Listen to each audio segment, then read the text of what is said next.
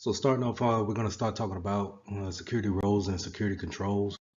A lot of these topics will be in a setting of a enterprise setting. So just keep that in mind, but they can apply to small business as well. So in topic one, we're going to talk about comparing and contrasting informational security roles. So anytime you're talking about informational security, you're going to run into the CIA triad, and that stands for confidentiality, integrity, and availability.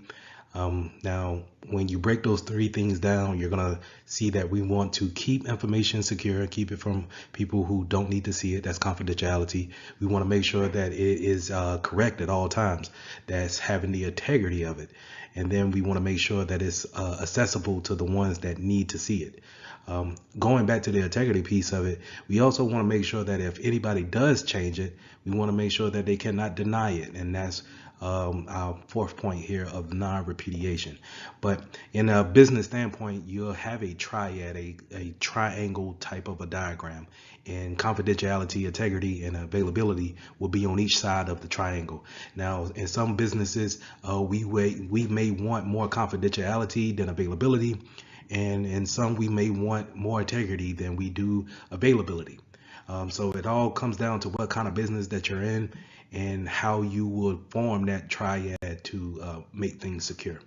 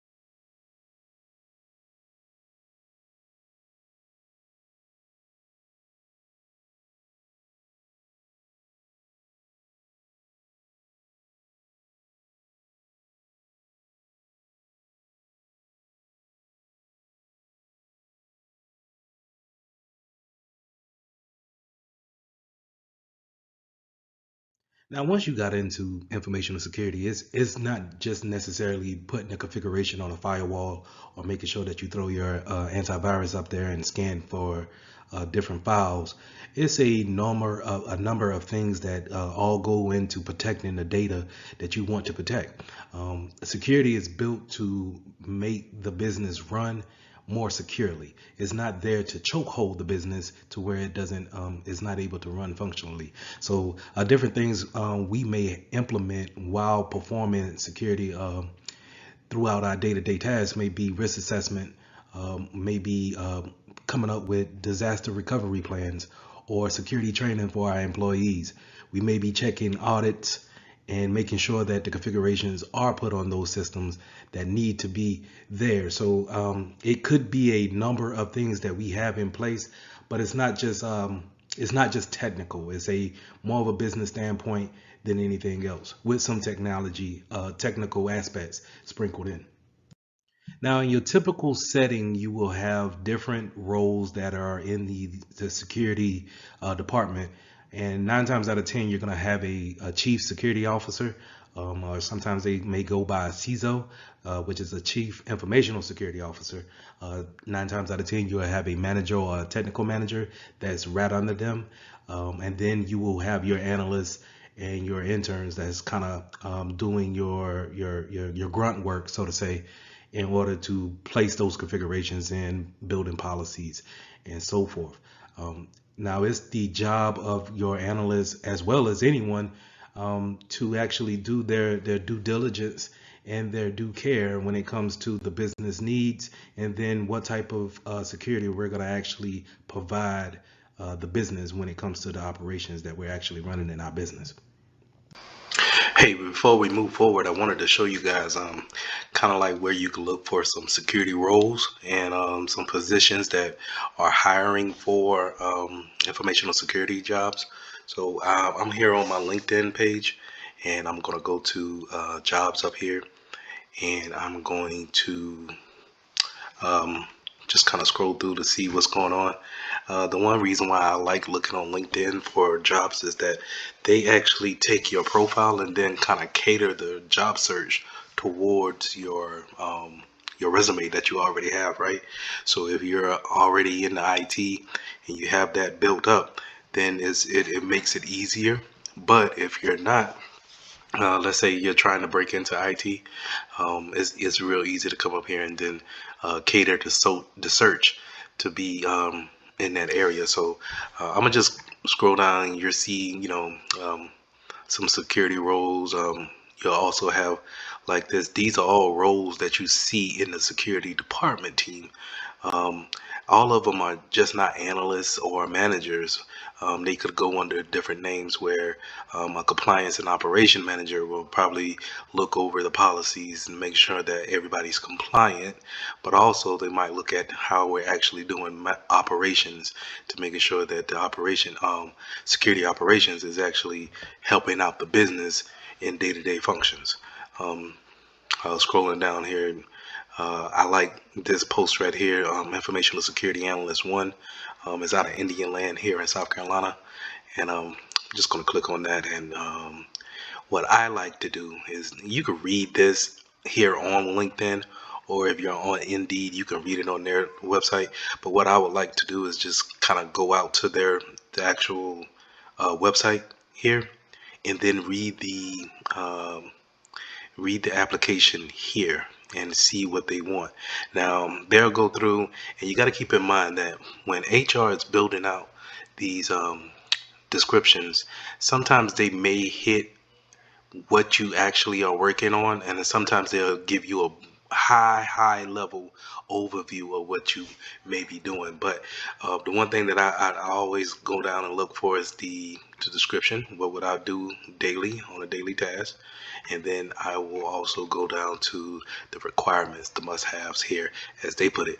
But these are kind of the requirements that you need. So as a level 1 analyst, you'll need that 1 to 3 years of experience in IT. But we already discovered, and by saying that, informational security is not necessarily an IT field, it's more of a business function, and then we understand how to apply security to the business functions. So keep that in mind. But it's centered, a lot of people think that it's centered around IT. So going down, you'll also see what type of things that make a top quality of a candidate, right? So they say that the security, plus certification would definitely put you as a standout. And it's always good to have, good to know about, you know, um, having the certification to back you on your resume.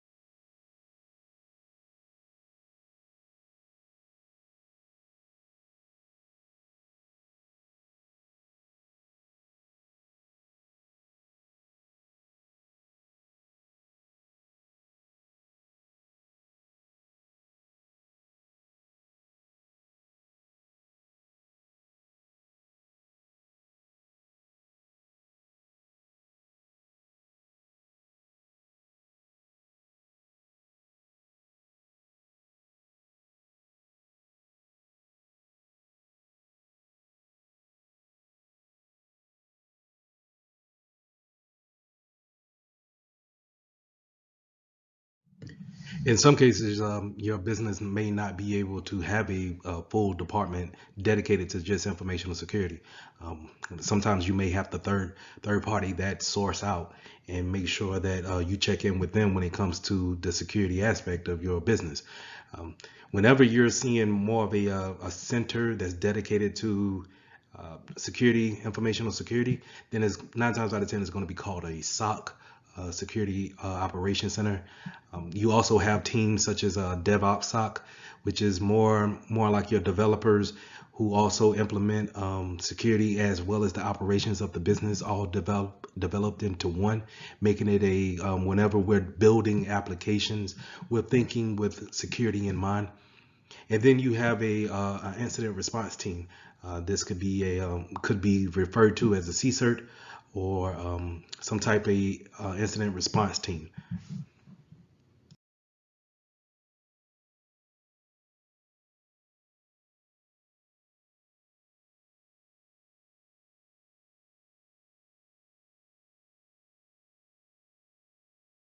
If you take a look at the slide here, you'll see how the manager pieces, more like your CISOs and your security managers, they're sitting at the top of the pyramid. So you can imagine that more policy decisions, how the business is ran, and then how we're going to implement security around it is made at this level.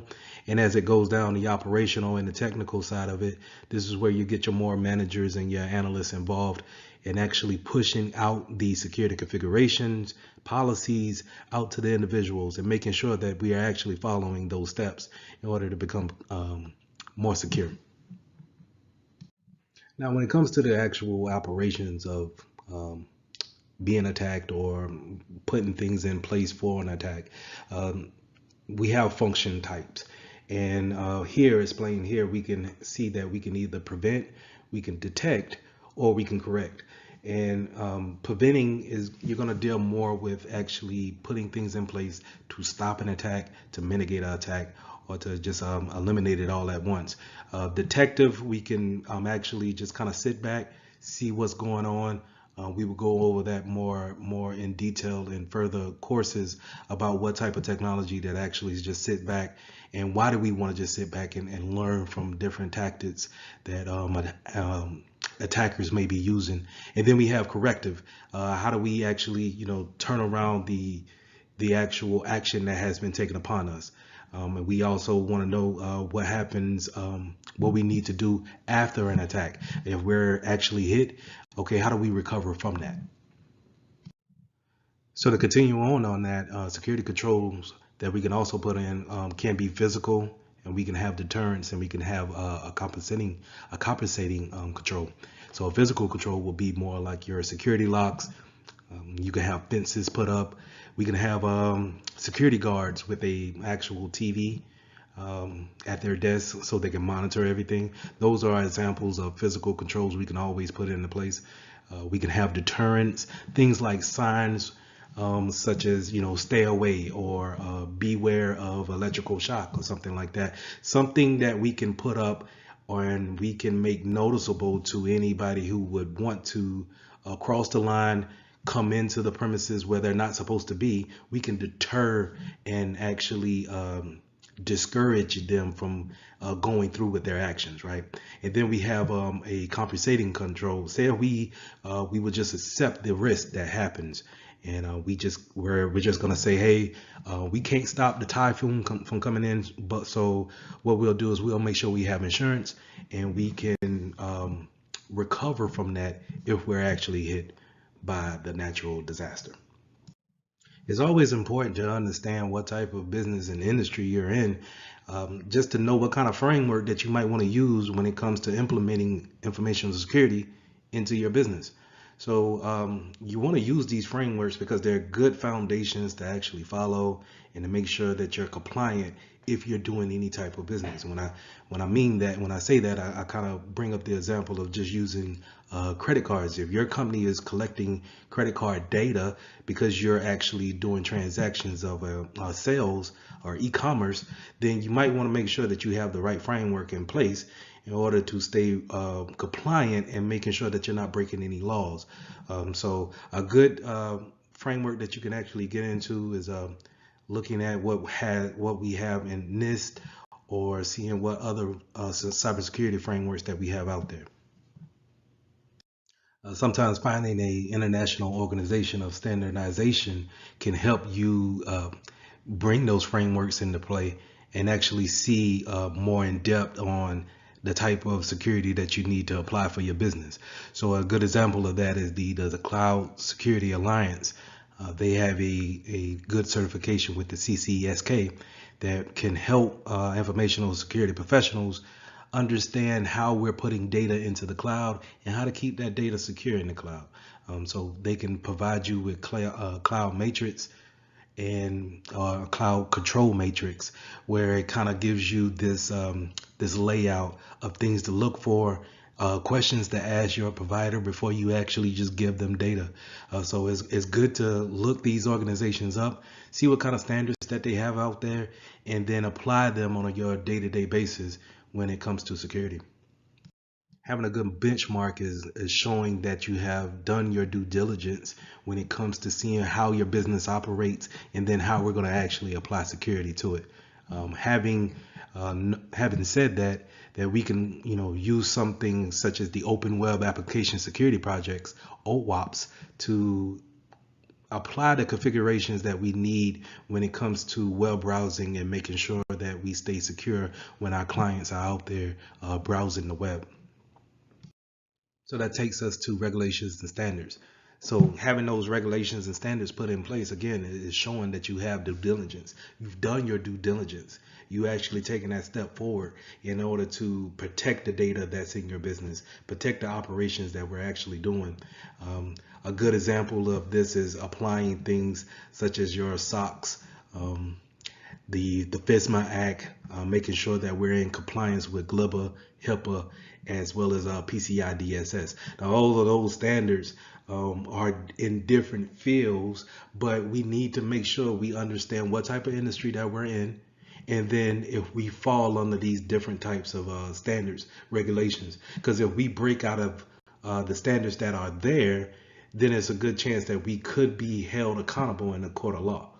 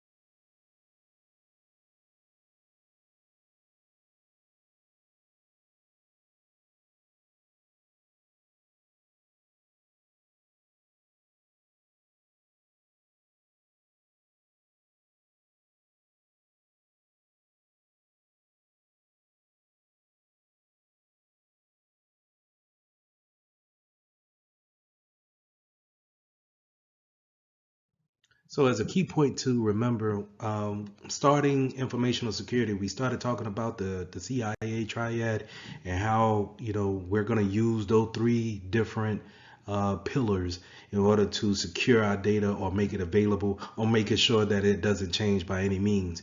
We also talked about the different types of roles that we have in our business when it comes to informational security, who's sitting at the top with the CISO, and then we have security managers that's pushing out to our analysts of the configurations and the regulations that we need to abide by.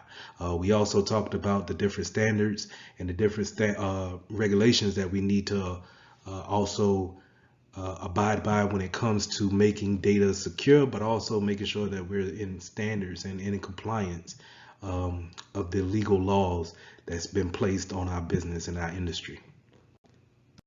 So let's jump into lesson 2, threat actors, and then actually gaining some threat intelligence. This is where we're gonna, go a little bit deeper into who is exactly attacking or sitting on our network, and then what kind of intelligence can we actually gain to protect ourselves against these type of attacks that they're gonna put on us. So before we get into threat actors and intelligence, let's understand what is a risk. Risk is having a vulnerability and a threat present pretty much at the same time.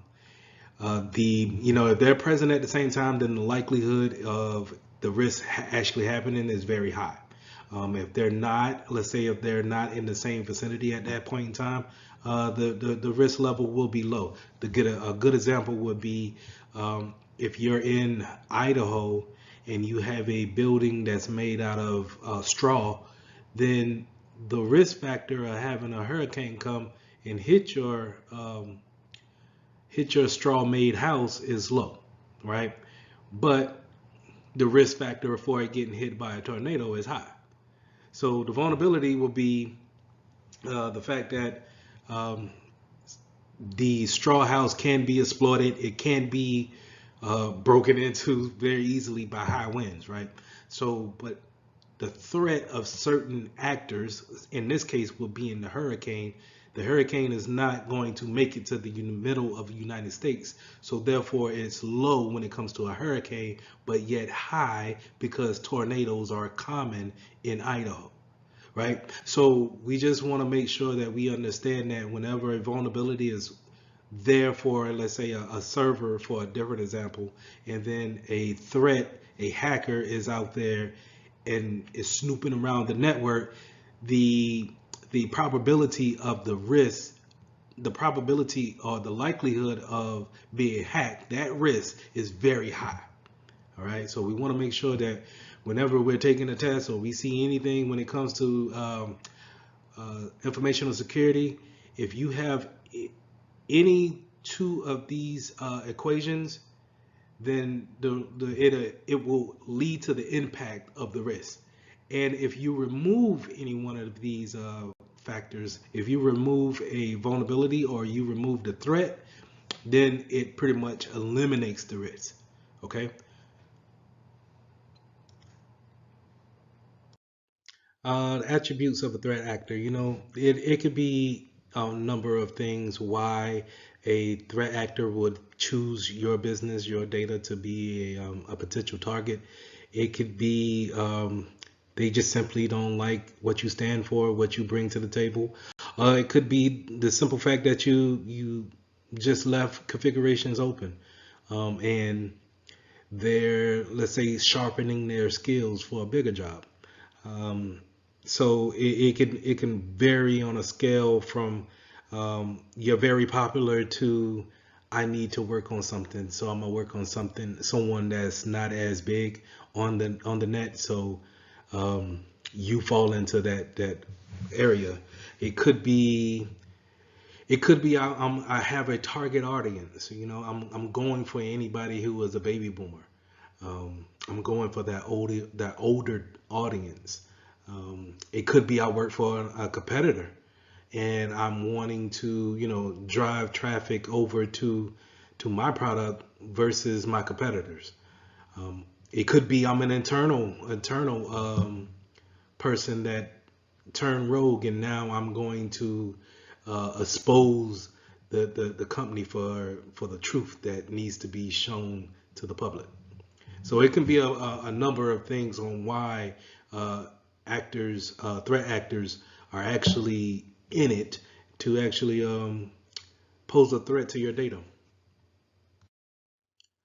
So with that being said, let's go into hackers, script kiddies, and hacktivists. So let's start off with script kiddies, just because they're kind of, to me, they're the forefront.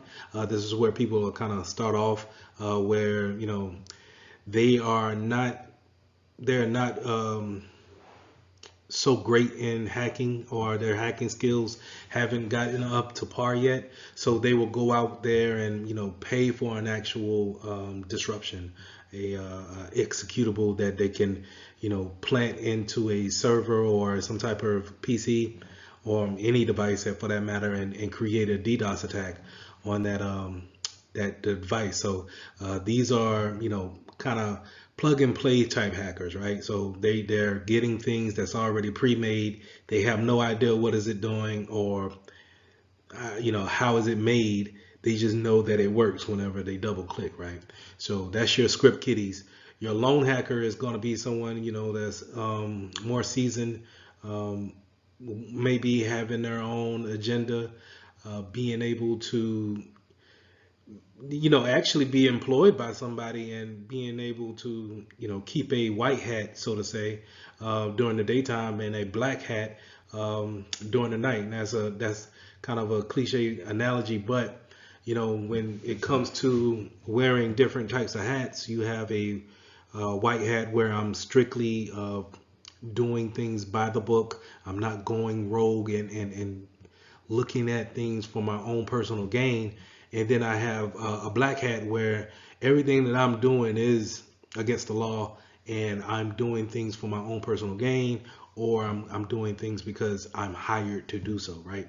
And then you have that gray hat where I think a lone hacker will probably hang out at the most, right? So they could be employed by someone, but look at the misconfigurations of different types of devices within an organization, and maybe put that black hat on just to kind of make some money on the side, or prove a point. You never know. So again, going back to the attributes of why are these people doing this type of stuff, it can vary from threat to threat, right? And then you have your hacktivists, your hacker teams. These are people that are probably going to get into a political sector, and they're actually going to do some social engineering to make massive moves to steer individuals in a direction that they want them to go. The most recent one that I remember is probably the 2016 elections, where we had a slew of people claim that the votes were swayed into a certain way. And so hacktivists were behind that type of movement, and then it caused to really shape and shift the world in a when you look at the whole grand scheme of things. So to kind of stay on the hacktivist standpoint, and kind of moving into APTs, APTs are probably the most I would say seasoned threats out there. They're probably sitting on your network for years at a time, and they're just there to collect that data, right? So a lot of times you'll see these highly sophisticated hackers not even being discovered in most networks. Most businesses do not realize that they actually have someone there already collecting data. A lot of these groups are state backed, so they're actually state actors. You'll hear a lot of terms correlate with that, where they're actually paid by an organization to collect data, right? And do that data mining, and figure out what's the data flow when it comes to what's going in, what's going out, what things are you planning to do with your business. And these APTs are just sitting there watching the whole thing. I heard cases where they'll sit there for 6-7 years before they actually are found out, and then um, you have to, escalate things immediately, and then put out public statements saying that, it's believed that we've been breached, 5 years ago, and we're just now coming up with that today. So keep an eye out for advanced persistent threats. Those are, you're pretty much your advanced hackers that are just sitting there collecting data. I kind of touched on the insider threat actor a little bit, but this is just pretty much, an employee of the organization that decided to go rogue, decided, for whatever reason, that the private sector of the company needs to be public, right? Whatever they have access to, they decided to either, bring it out to the public's viewing, or maybe sell it on the dark web, whatever they decide to do, because, and they don't have a necessarily reason why. Well, I can't say that.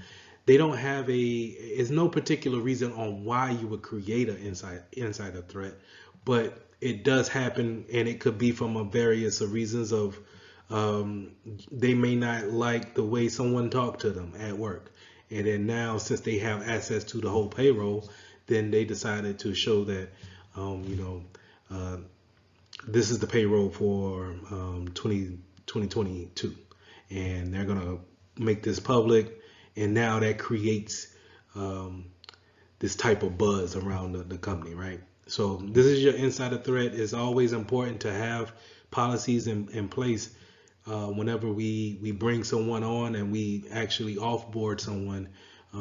Let's say if someone quits abruptly, that may be a telltale sign that they could be an insider threat, a malicious insider. So we need to put things in place in our policies to make sure that we take assets away immediately, making sure that we keep things on hand so many years after that person hasn't left the building. So just keep that in mind when it comes to insider threats. So let's talk now. Let's talk about the attack surface, or the vectors that hackers are using to get into our network. Um, think of our network as a kind of like an invisible wall that we have around our data, our important data, right? So I'm not talking like a physical wall, like the brick and mortar building that you actually go into, but the visible wall that you don't see, that's protecting our data. So it's by firewalls, or putting out there on a DMZ, things of that nature. But it's ways to actually go in and then come out, right? So when you go into your office and you log in, and then when you leave out to go to when you leave out and go to the internet, that's leaving out, right? You're leaving outside of the safe confines of your network to either bring in information from, let's say, Google Drive, or we're going to post something on social media. So that's information leaving out. I'm going to post something, or I'm bringing something in. I went and downloaded it, and now I'm bringing it into my invisible fence, and now it's in my network, right? So that's what I want you guys to think about when it comes to attack surface. What is the ways into your actual network? And then how are we getting in? What are the vectors that we're using to get in? Is it direct access? Can I just walk into your building, sit down at your desk, and you don't even have no login screen or anything like that? You're at lunch, right? So can I log in and just go to work and start seeing what's there and what's not there, right? What do you have saved on your desktop? What's in your documents folder? Can I just plug in my USB stick and pull that off? Can I send you an email? I think by far the most popular way of doing it is just kind of sending a fish email. Why not? You see it every day. You get it every day in your spam email. So it's obviously it's working, because people are constantly doing it, right? They're constantly sending it out. Can I just talk to you on social media? Have you posted something on social media that you shouldn't?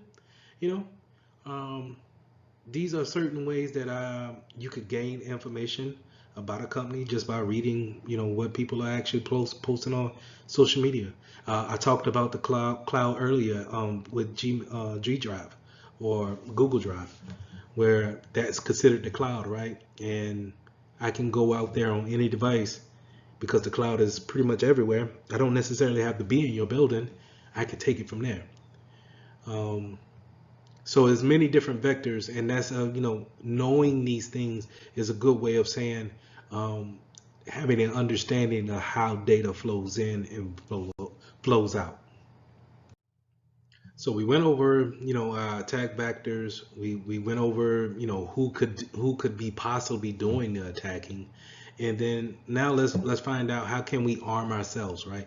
And I think the best way to arm ourselves is with knowledge and being able to research how are they actually doing attacks in the wild in real time, right? And this is when we are wanting to get that type of intelligence on our threats. So we can arm ourselves better by saying, okay, let's put these things in play because this is what they're doing. If we're protecting ourselves and they're not even doing that anymore, um, is it is it, are we wasting time and money by focusing in places where we shouldn't be? So one way we can do this is we can put things such as a honeypot out there for individual to go in and attack. And when they're participating in this attack, we can sit back and monitor how they actually are doing their attacks.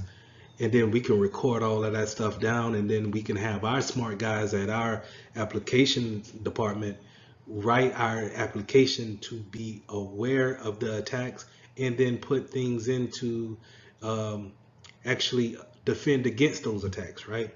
So that's why we would have something that's sitting out there that looks vulnerable from the get-go. So it may be a server. Let's say if we put a server out there in the DMZ. This is kind of like a no man's land where we can see it, but they can actually get to it as well. So we put a server out there and we name it payroll server, do not enter, right? And of course that's obvious, and it looks like the obvious thing, but I'm just giving an example. Someone logs into it and they go to performing their ritual of how to figure out what's open, what's not. They're running their tools on this thing, and only thing we're doing is we're sitting back recording all of the data that they're doing, right? So it's kind of like just if you remember a show called Bait Car, where they just kind of left the car unlocked and the robber will come in and they'll drive off a couple of feet and then the cops will jump out and arrest them. It's kind of that same concept, right? We're putting something out there, we're realizing how are they actually just attacking, and then we make the countermeasure to that. Another place where we can get good information is from the vendors that we have in our network, right? So all the devices that we have or the software that we're using in our environment, why not go to their website to see what type of technology that they have in place, what type of updates are they pushing out to see how they're actually combating against the attacks that are heading out there. It's real good to see, especially when new attacks come out there that are very fresh. The latest one that I've seen was Log J4, and we had to pretty much go to every vendor that we had, every device that we had, and see at the vendor's website, were the configurations or the software that we use for that particular device, was it vulnerable to log J4? And we had to update those things constantly in order to figure out if we were what type of vector was a new vector for us.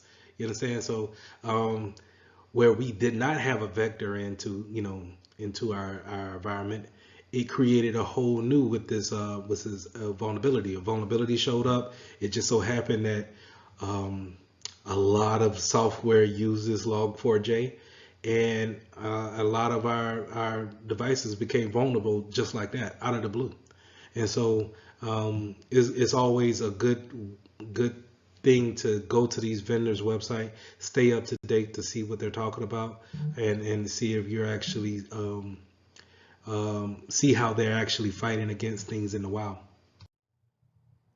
We already talked about tactics, techniques, and the procedures the way when we were explaining the honeypot example, where we would watch to see what they're actually doing in the wild. And then when we're doing our research, we're also understanding how attacks are actually being, performed, right? But we also want to make sure that we understand what are the indicators of a compromise. How do we know that we have been compromised, or it may be a good indication that we are probably compromised. So you want to look for, unusual outbound traffic, things that are going out in a mass amount of traffic leaving the network. You want to also be aware if you have traffic coming in from areas that you should be blocking. So a lot of traffic from China, a lot of traffic from, let's say, Germany, or let's say South America. If you have a lot of traffic that's coming in from these areas and you normally don't have that, then it's a good indication that something may be up. Is there any kind of explanation to user accounts being used for the wrong things? Can you see any type of misuse of privilege accounts, right? So those are privilege accounts, or those are accounts that have admin access maybe throughout the network, or maybe to certain particular PCs that have great value to them. Do you see any kind of unusual activity to those type of user accounts? Is there a type of, any type of rise in databases being read at a high volume?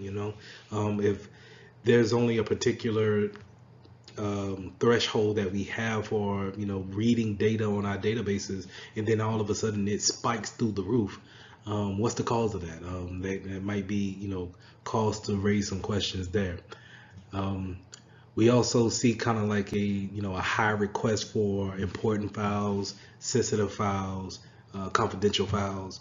When you start seeing people who shouldn't be snooping around, who are snooping around, these are good indications. So it's a good way of having these type of indicators in place, and being aware of them is a good indication to it's a good way to understand if you've been breached and if changes need to be made.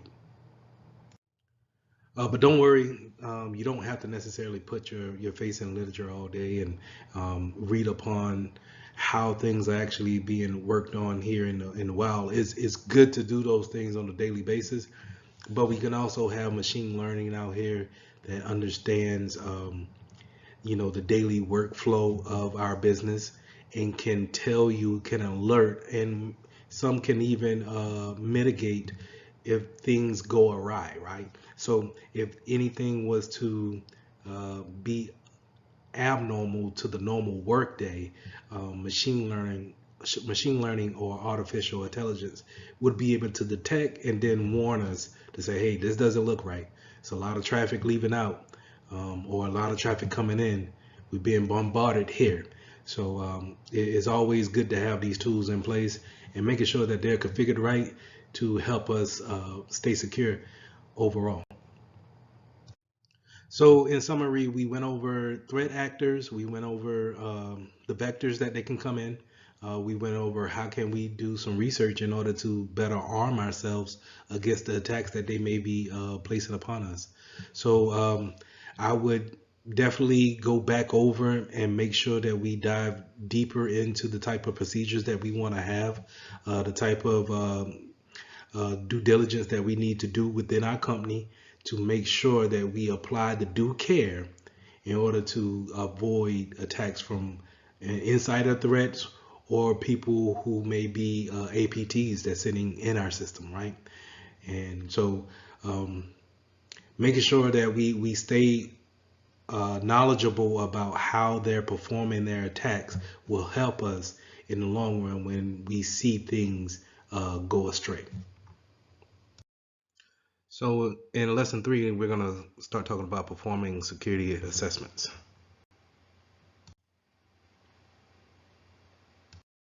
So as a security professional, sometimes we take network tools and actually see how traffic is moving from point to point on our network as well as outside of our network. And we need to be aware of the type of tools that we use in this types of scenarios, and then how can we use them to our advantage, and then also how can an attacker use it for their advantages as well.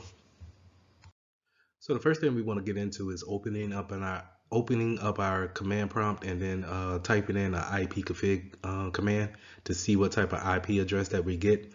And this is I want you guys to think about an IP address as kind of like your home address, right? So in order for you to receive mail in the physical world, the post office will give you a postal address, right? And in order for someone in New Jersey to send you a letter, they need to have that address, and then it goes from post office to post office until it's able to go down your lane, your driveway, or what have you, and then into your mailbox. Well, the IP address is similar to that, right? Where your router is sort of like a post office, and it will assign your devices an address. This in case it'll be a IP address, and it uses that IP address in order to communicate to other devices within the world, whatever it may be, from a server to gaming consoles to your smart refrigerator that tells you how many degrees your milk is chilling at, right? So we can use an IP address to identify each other on the network, or in this case, the internet, right? So we can also use things kind of like a what's called a ping. So we can open up our command prompt, and I'll show you guys in a second. We'll open up our command prompt and we'll ping another address or a domain name, and it can return to us their address. So let's say if we wanted to know the IP address to the server for ESPN.com. And what we'll do is we'll ping ESPN.com. It'll show us the information there. So I'll show you guys that in just a second. To go back to our analogy of, how you actually have a physical address within the real world, and the post office will give you an address to receive and to actually deliver mail. The same thing in the computer world. We can route different ways of getting to different destinations, and in your computer it keeps this things and call what we call a routing table, and we have all the different IP addresses that we are familiar with, and then new ones that we verify and we understand that this is who they say they are. We put them in that routing table. We can also use our command prompt to show us trace routes, and that's kind of like what I was saying before of just showing the logical hops that a packet takes from your PC all the way to a receiving server or a gaming station or what have you. So again, I'll show you all those things in just a second. Now, as security professionals, you will run across these things called a IP scanner or Nmap. What they do is they actually scan your network. You'll sometimes hear the terminology crawl the network. And what they do is they actually kind of do like a ping test or a more in-depth conversation to whatever device that's on that network, and it pulls information from it. So it will say, hey, I crawled the network and I see that there's 10 actual phones on your network, cell phones, and 5 of them are Android, and then the other 5 were iPhones. And then it can even get more granular by saying, hey, I found a PC on your network. This is the operating system that is running, and these are the ports, the communicating ports that are open to this PC. So it's very important to understand that we can use this as a administrative tool, right? We can make sure that we know what's on the network. We can know how we're communicating in and out, the data flow, correct? But also, the bad guys can take this and actually do reconnaissance on your network, so they can actually not necessarily attack you that day. But if I want to get information about you and make sure that, hey, all right, I'm messing with Macs today because this is a Mac shop. This is a Mac place of business. They only run Macs in there and iPhones, iOS, right? So I need to make sure that I get the attacks, my playbooks ready for Macs, right? Whatever vulnerabilities that may be out for Mac. So this can be a good tool, but also it can be used for bad things as well. So like I alluded to earlier, these type of in-map scanners can also do kind of a service discovery. So again, showing what type of ports you have open or what type of services that you're using to communicate to other devices on. It can build a fingerprint of how your network is set up, right? And this again is it's good for an administrative point of view, from a high level to see all of your blueprint or your fingerprint of the network, what we call a footprint, right? We can see the footprint of the network and see how data is coming in and out. But at the same time, it's also bad if we someone else knows about that footprint, because the things that we're focusing on today or this week may not be the things that your hacker or your attacker is actually focusing on. So it's kind of, you need to understand when you see traffic spike up, or services kind of degrade down, or they bog out, because when someone's running these type of scans, it can cause printers to actually accidentally just print out gibberish or random sheets of paper, or it could cause different types of PCs to slow down tremendously to the network, right? Because it's actually pinging, seeing that it's up, pulling the information, communicating with it, and that is what we call very noisy, right? So whenever we see a lot of noise on the network, we need to be aware of that, and then do what's necessarily possible to find it and shut that communication off. Another way we can find out different types of PCs that's out there on the network, we can also do a netstat command, and that's showing everything that we have a connection to. And you can pull this command up, and you'll actually see how your PC is actually communicating out to different services, different applications. More importantly, NS lookups is a very important thing as a security professional, because we get to understand. It's kind of hard to look at numbers all day and IP addresses and IPv6's addresses and kind of disseminate what's what, right? But these NS lookups allow us to use those DNS references. DNS stands for domain name service, and it allows us to use that type of service to say it's google.com, and then we can get an IP address of saying that it's 8.8.8.8. I think that's too many eights, but you get my drift, right? So we can use a English version or whatever language you may speak into translating it into an IP address version, so we can actually break things down to see exactly where things are going. Similar to a in-mapping tool is your packet captures. So those type of tools sniff the network, and they actually capture all the packets that's going from one destination to another. The one that you'll probably see the most will be Wireshark, and Wireshark sniffs the network, and it pulls down all the packets that you're sending from your PC out to your router.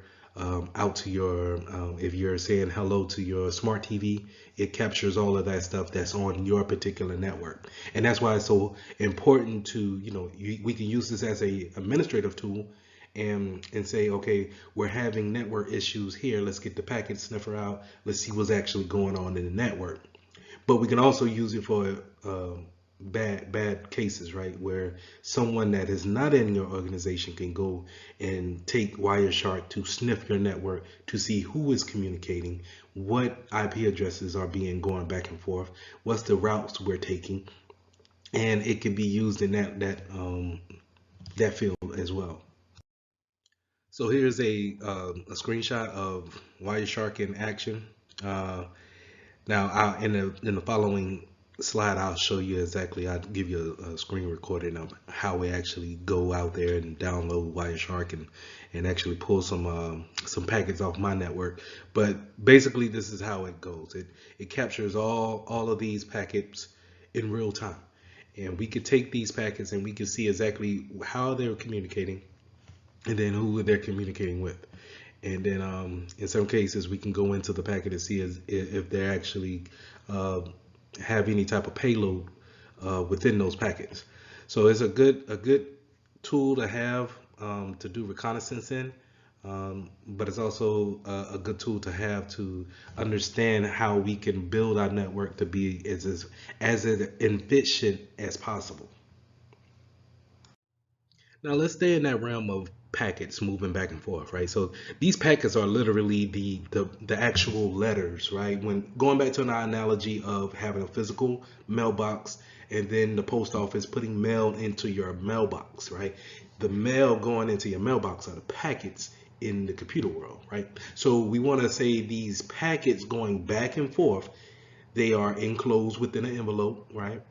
And then within the envelope, we have the actual data that's going back and forth, and it needs to go to the right source, correct? So whenever we have someone tampering with our packets, they can inject things that they want to be in there, and then now we're getting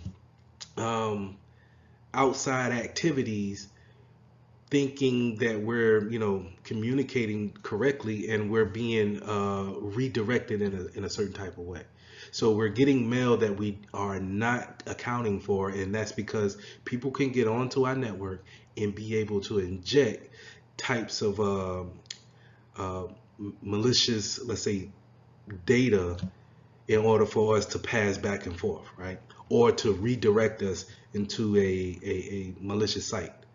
So it's very important to understand how replay attacks work, as well as packet injections, to making sure that we are aware and that our users are aware that whenever we see any kind of weird activity on the network, that we're able to react to it in a timely manner.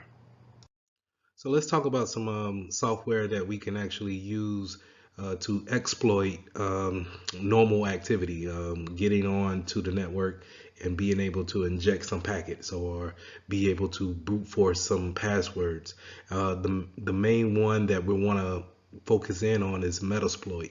Metasploit is a known vulnerability software that can see the vulnerabilities and as well as be able to attack them. They can interject with malicious payloads, and is what a lot of attackers will use to actually break in and perform some of these attacks. So Netcat is a utility feature that we can use to where we can transfer files on the back end and not be discovered from the client's point of view. So it's a good utility to use when administering, but it's also can be a useful utility for a hacker as well. They can also perform port scanning and fingerprinting of that system, as well as they can use it to connect across UDP and TCP connections. A lot of times we see that the problem with vulnerabilities is that they live in a software world, right? Right. So it's your application that's the problem. It's the actual OS, the operating system, that's the problem, or it's your firmware. They may be um, needing updates because they have a vulnerability that need to be met, or it needs to be mitigated in order for you to really kind of work on it securely. So it's very important for us to understand how to update the applications that we have on our network. It's very important to understand that if we have operating systems out there, will the manufacturer actually give you patches for it? And when I say patches, patches are built to bring in security measures for the vulnerabilities that's out there. So it's patching the holes, so to say, right? So will that vendor have that patch ready for you to actually apply to the software that you're actually working on? Um, a lot of firmware that's out there, it goes unnoticed because a lot of times once we boot up a system, we jump past the firmware issues and we go straight into our operating system. And a lot of times an attacker may go and attack the part that we overlooked, that firmware. So we need to make sure that we are up to date on all of our applications, operating systems, and firmware. We also, when it goes back to operating systems, we want to make sure that it's actually up to date and is supported by that vendor. And I would say that'll go for everything, as far as applications as well too.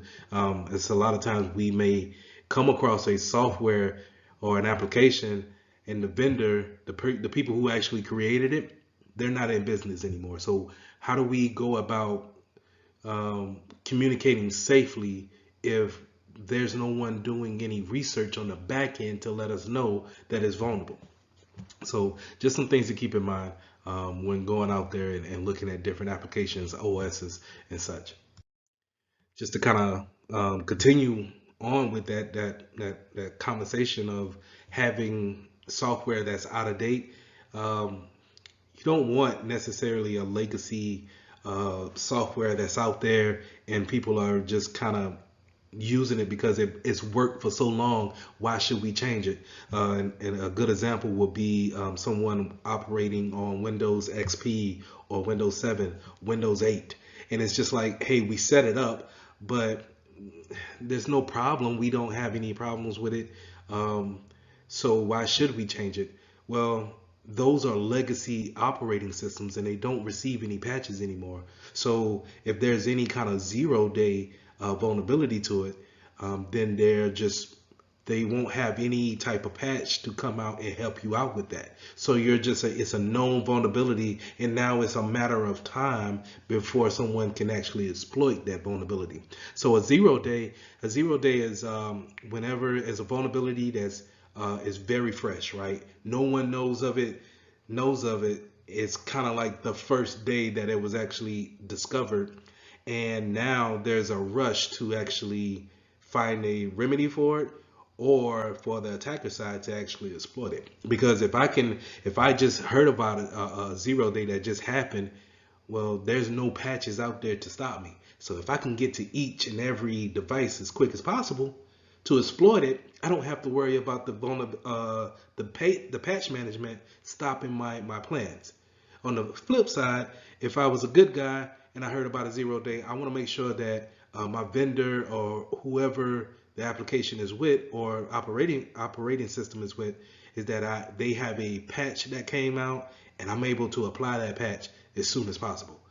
So being able to stay upon, going out, doing your research, making sure that you're staying up on the news to see what type of 0-days that come out, and making sure that you apply your patches. Microsoft comes out with patches pretty much the first Tuesday of every month. And so we want to apply those patches. Now we can go into more granular schemes of putting it in a test field, testing it out, see if it breaks anything, then applying the patch. But for the most part, you want to make sure that you understand patches do come out and they're for that security reason, right? And we just need to stay up on those.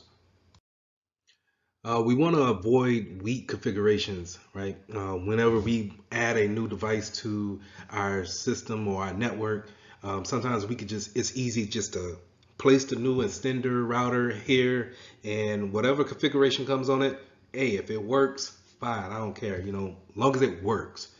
But having, those accounts, you sometimes different devices come with default accounts, and sometimes that information of how to log into those default accounts are public, so we can Google those type of like, what's the admin username and password for a particular router that you have. And so if that information is public and you never change your default account password or account, then it's easy for someone to Google that information, get onto your network, and then go into your devices. So we want to make sure that we have a plan in place to actually change those type of configurations. We want to make sure that we change the passwords to default accounts. Make sure that we configure the settings of whatever device to tailor our business needs, right? And we want to make sure that it doesn't have an overwhelming amount of permissions to do whatever it wants to do on the network. So a good example of that is why not take away everything that it can do and only give it the permission that what it needs to do, right? That way, if someone does get into a router or whatever device that's on your network, it doesn't give them the right to actually go out there and perform some of these things that just need permission in order to execute, right? So let's go a little bit deeper into that. Not only just having default passwords and accounts there, but going into that configuration piece, we want to make sure that we shut down. When I said, in that previous slide to take away things that it can do and only give it the things that it needs to do, we want to shut down different services, different ports that it doesn't need to work on. If we're not going to be doing any type of file transfer, why should I have FTP open? Right. So if it doesn't need to do that, then we need to shut those things down. Different protocols, the way it communicates to other devices. If we have a working knowledge of how we want our devices to work, then we can configure them to actually be more secure by being less, I guess, verbose as far as the things that it can do on the network. Also, setting up different encryption levels when it comes to our passwords, and this is more on the networking side. So if you have like a home router, making sure that we don't use weak passwords and weak encryptions on those passwords to make it easier for one to break in, right? Making sure that we have a standard there. These are different configurations that help us operate in a more secure manner. Now, if we have those weak configurations and default passwords still in play, then we run a high risk of letting vulnerabilities be exploited. And these can lead to data breaches. So we all know, or we all have heard of data breaches and how companies have fall victim to these type of attacks, but it's pretty much where confidential data is being transferred without someone's authorization. So that could be malicious, but it also could be, a mistake on someone as well. So you have different aspects of data breaches as far as how data goes in and goes out, but that's why it's important for us to know how it's actually going out and making sure that we put constraints on those things, so it's not happening so easily, right? But also with that, we can also have identity thefts. So we all heard how Experian has fall victim of a data breach where millions of people's personal identity have been leaked out to the dark web.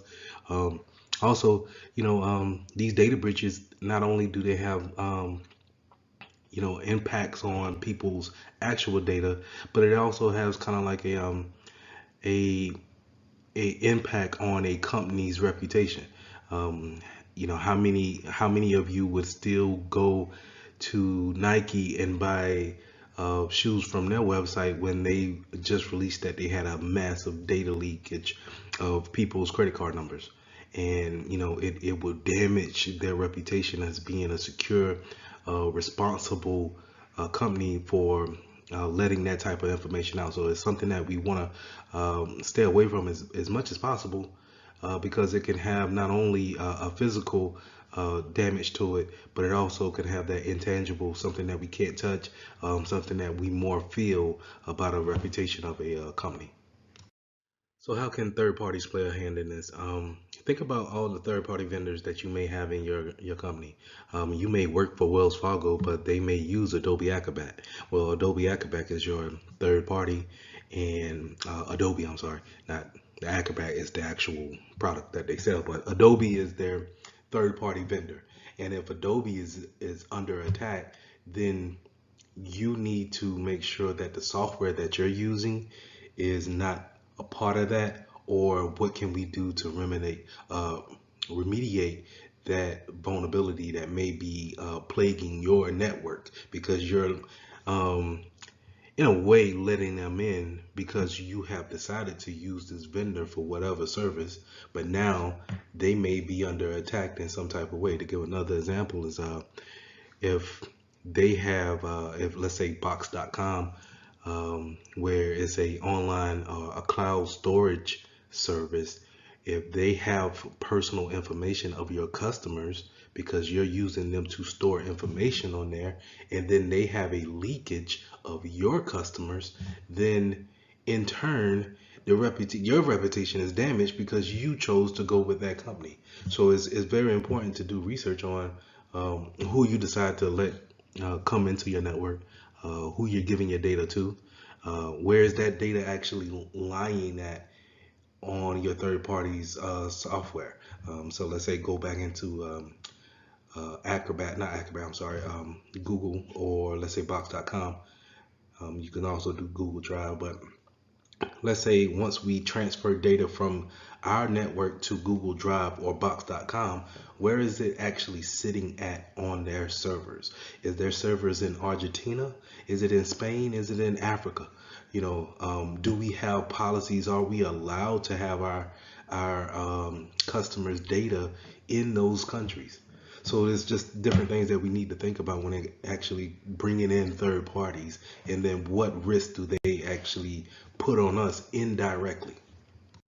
So we're going to start talking about security assessment frameworks, and a good place to start is with the NIST SP 800-115, and this is going to give you a bunch of guidelines, procedures, policies to actually take in and apply to your business for whatever reason that you may need it. And it'll give you a good overview of how to get started when it comes to vulnerability assessments, threat hunting, and penetration testing. Now, to break those three things down, vulnerability assessment is just kind of doing a risk management, right? Where we see what type of risks that are out there, what kind of vulnerabilities do we hold in our network against those type of risks, and then what are we going to do to actually manage those risks, or are we going to try to eliminate, mitigate, avoid different aspects like that? So that's vulnerability assessment. Threat hunting is more getting down to we know the threat, we know the risk that holds to that threat and that vulnerability, and so we're going after the elimination of that threat, or we're going to do some reconnaissance on that threat as well. With penetration testing, we're talking about having a outside vendor, or maybe someone who is dedicated on your team to actually probing the network, probing the policies, the things that we have in place, our security framework that we already have in place that's up and running. We're looking to attack that, seeing how to find any kind of faults within our security posture already. So that's penetration testing. So going into vulnerability scanners, we have these things in place in order to scan our network and see what type of devices we have on there, as well as the applications that they're running. And it double checks that application and that OS against a database of vulnerabilities and risks that are out there. And once it gives us a report of how the scan went, we are able to either remediate or to kind of get a better understanding of what type of risk that we are, um, what kind of risks are we up against on a device to device standpoint. And we can also use this type of scanner for OS fingerprinting, as well as seeing what type of firmware vulnerabilities that we may have. Now, when you're having your vulnerability scanner scan the network and it applies those vulnerabilities to the database and it comes back with a report, it will give you a scale on if it's a low risk or a critical risk, right?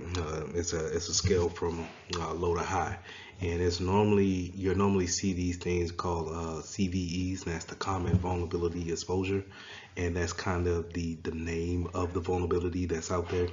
And then the scoring system will be under the CVSS, which is a common vulnerability scoring system, and you'll normally see it as a scale from 1 to 0. I'm sorry, a scale from 1 to 9, and the lower you are to 1, the more likely you could probably let that vulnerability slide. But the more you're getting up to your 7, 8s, and 9s, then you probably want to make sure that you seek the patch or whatever remediation that they will advise, and then apply it as soon as possible. Now, in some cases, you may want to test this patch out or test the remediation out first before you apply it within a production field or what have you. But to make sure that you don't just put every patch out there, and that's in certain cases. I would advise to always test your patches before you actually apply. When running vulnerability scans, we can have certain things that can cause a lot of problems. And sometimes we can have those scans that where they run smoothly, and these are where you hear the terms intrusive and non-intrusive come into play. So a non-intrusive scan will run fairly smooth. You have credentials, you have permissions to actually run on the network on those endpoint devices, and this is a lot of times where you'll see an endpoint actually sitting on the device itself. So you'll kind of look into your lower right hand corner of your, let's say, Windows PC, and you'll see an icon there that's kind of different, and it may be the icon from the vulnerability scanner that you're running on your network. So there it has the permission to go ahead and scan whatever's there on that box, right? So where a intrusive scan will come from a outsource, it will seem as an outsource source, right? And it's going to be loud and create havoc because it's not supposed to be there, and this can interfere with business processes and slow down the actual scanning process, but it also can slow down the production of a workday. So we want to make sure that we understand what type of scans we're going to do. We're just not going to go and get a vulnerability scanner for our network and then go to scanning, right? We want to test these things out, see how loud it is, how intrusive it is, and then tone it down to where we're able to scan, see our vulnerabilities, but at the same time, be productive throughout the workday and work week. So when running vulnerability scans on your network, you have a option of having a credential or non-credential scan. So that means where we can preload those administrative passwords into certain folders or certain documents or applications that's on the network. So whenever the vulnerability is scanning, it doesn't check that part. It has the permission to go ahead and get past the login portion and then scan that folder, which can create a more smoother scan for you and be less intrusive, but it doesn't give you a hacker's point of view, right? So if you have things in place to where that person needs to brute force and a password on that folder or what have you, then it's a lot more louder whenever they're running that brute force type of attack on your network. So therefore you can have other things come in and swoop in and cancel out that action if necessary. So just kind of things to keep in mind whenever running those type of scans. You want to make it as real as possible, but at the same time keep the business in mind to where, if running those type of scans is noisy and it creates issues throughout the business day, you might want to go ahead and make it a credential type of scan to make it less intrusive and make it smooth for the business operations. Now, I did wanted to come and say that the vulnerability scanners are not perfect by no means.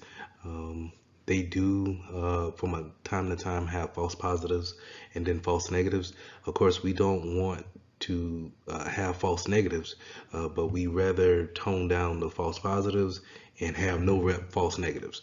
So a false positive is that it's something that we are aware of, or it's not a actual problem, but the machine, the system alerts on it, right? Well, false negative is something that is a problem, but the machine doesn't alert on it. So again, far worse than a false positive, even though in some cases you may have a machine that flags a whole bunch of stuff to be a false positive, where that may be annoying. It's still not as dangerous as having a false negative where you know you don't even know if there's a problem there because it didn't see it as a problem. And so when we put our trust into that type of scan, um, making sure that you have little to no false negatives is very important. So let's go a little deeper into penetration testing, pen test for short, also known as ethical hacking.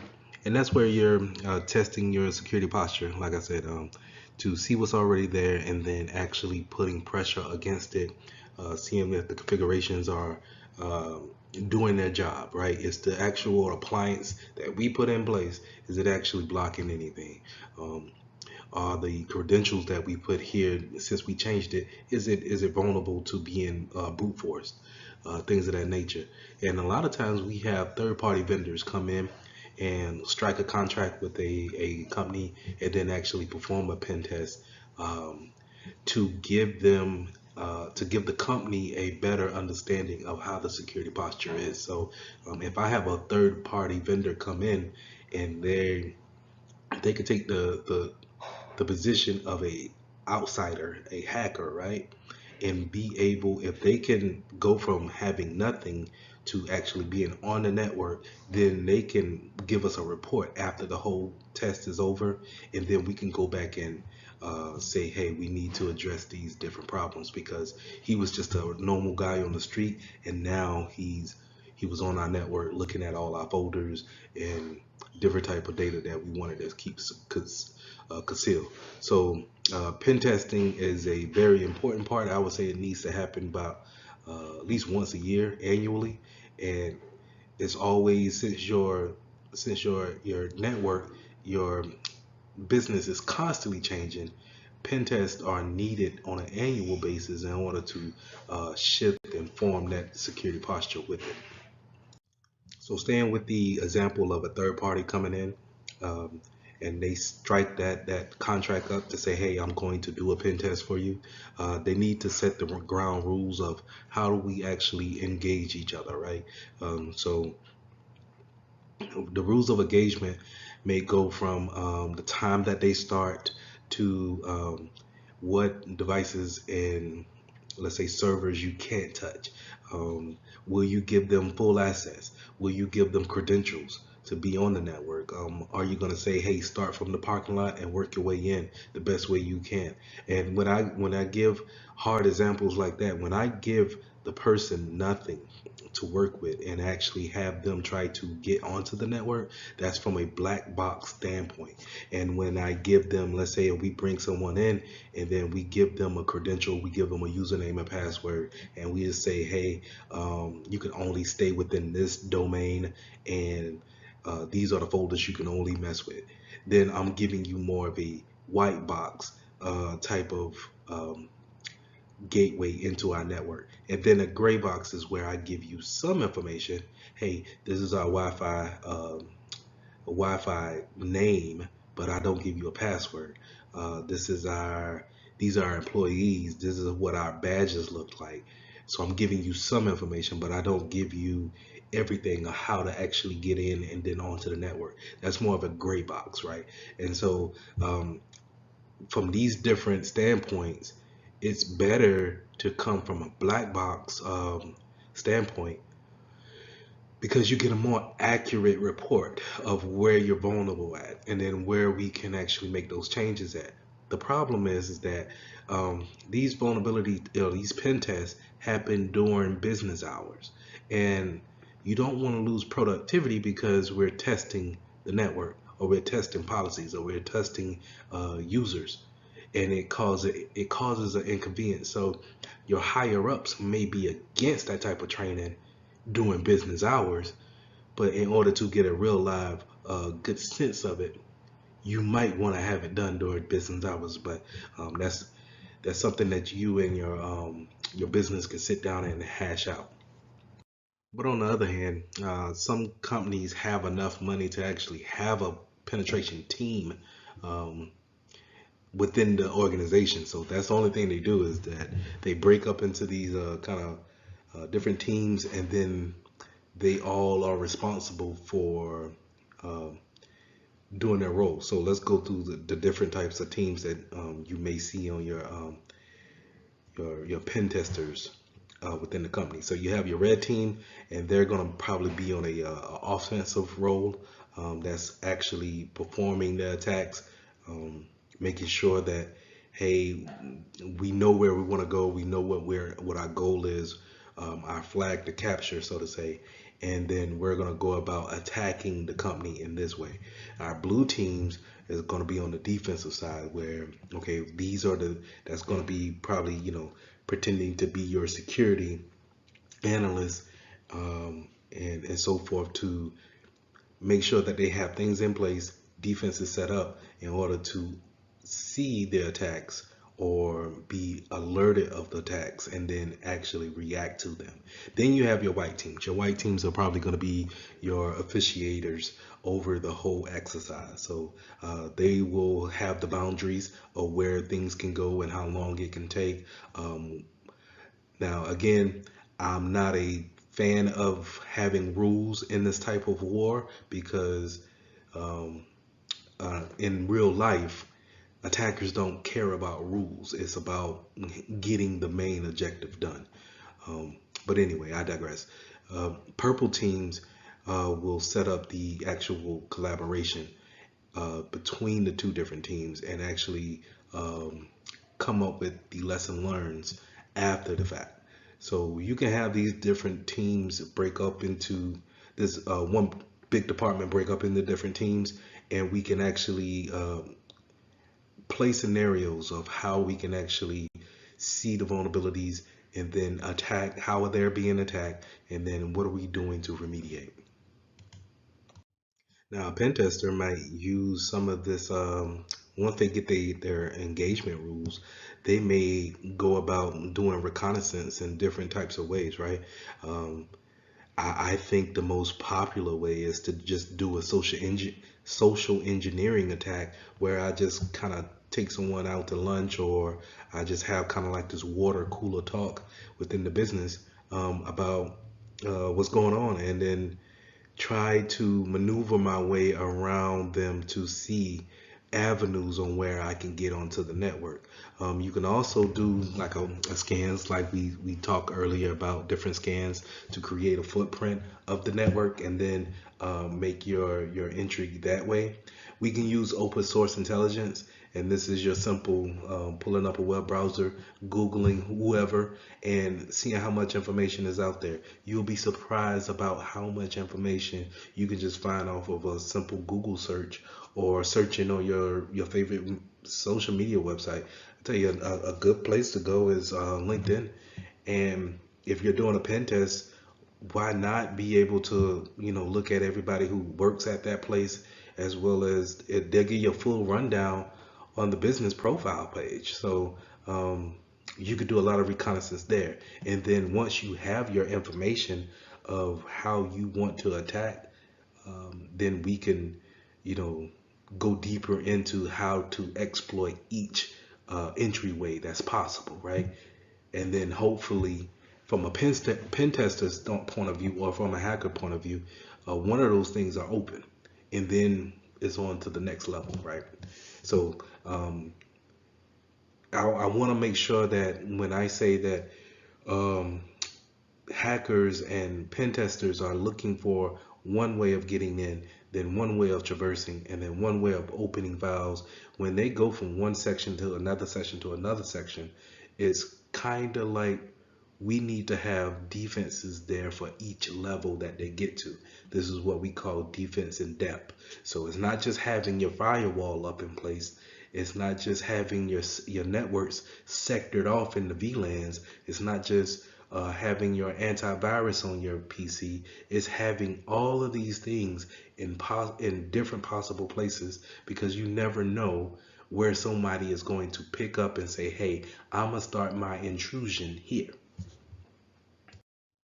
So like I was saying before, having that defensive depth will pretty much uh, handle a pen test pretty good, because just like this life cycle where you want to have a foothold to the exploit, you want to actually do some persistence, have that privilege edge of escalation, lateral movement if possible, pivoting if possible.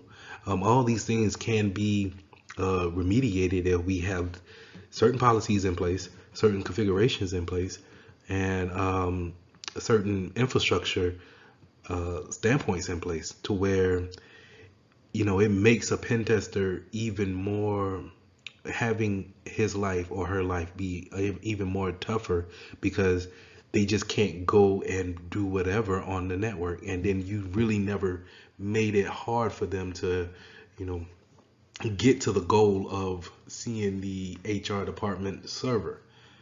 So we need to put things in place in order to eliminate, at least one of these actions, right?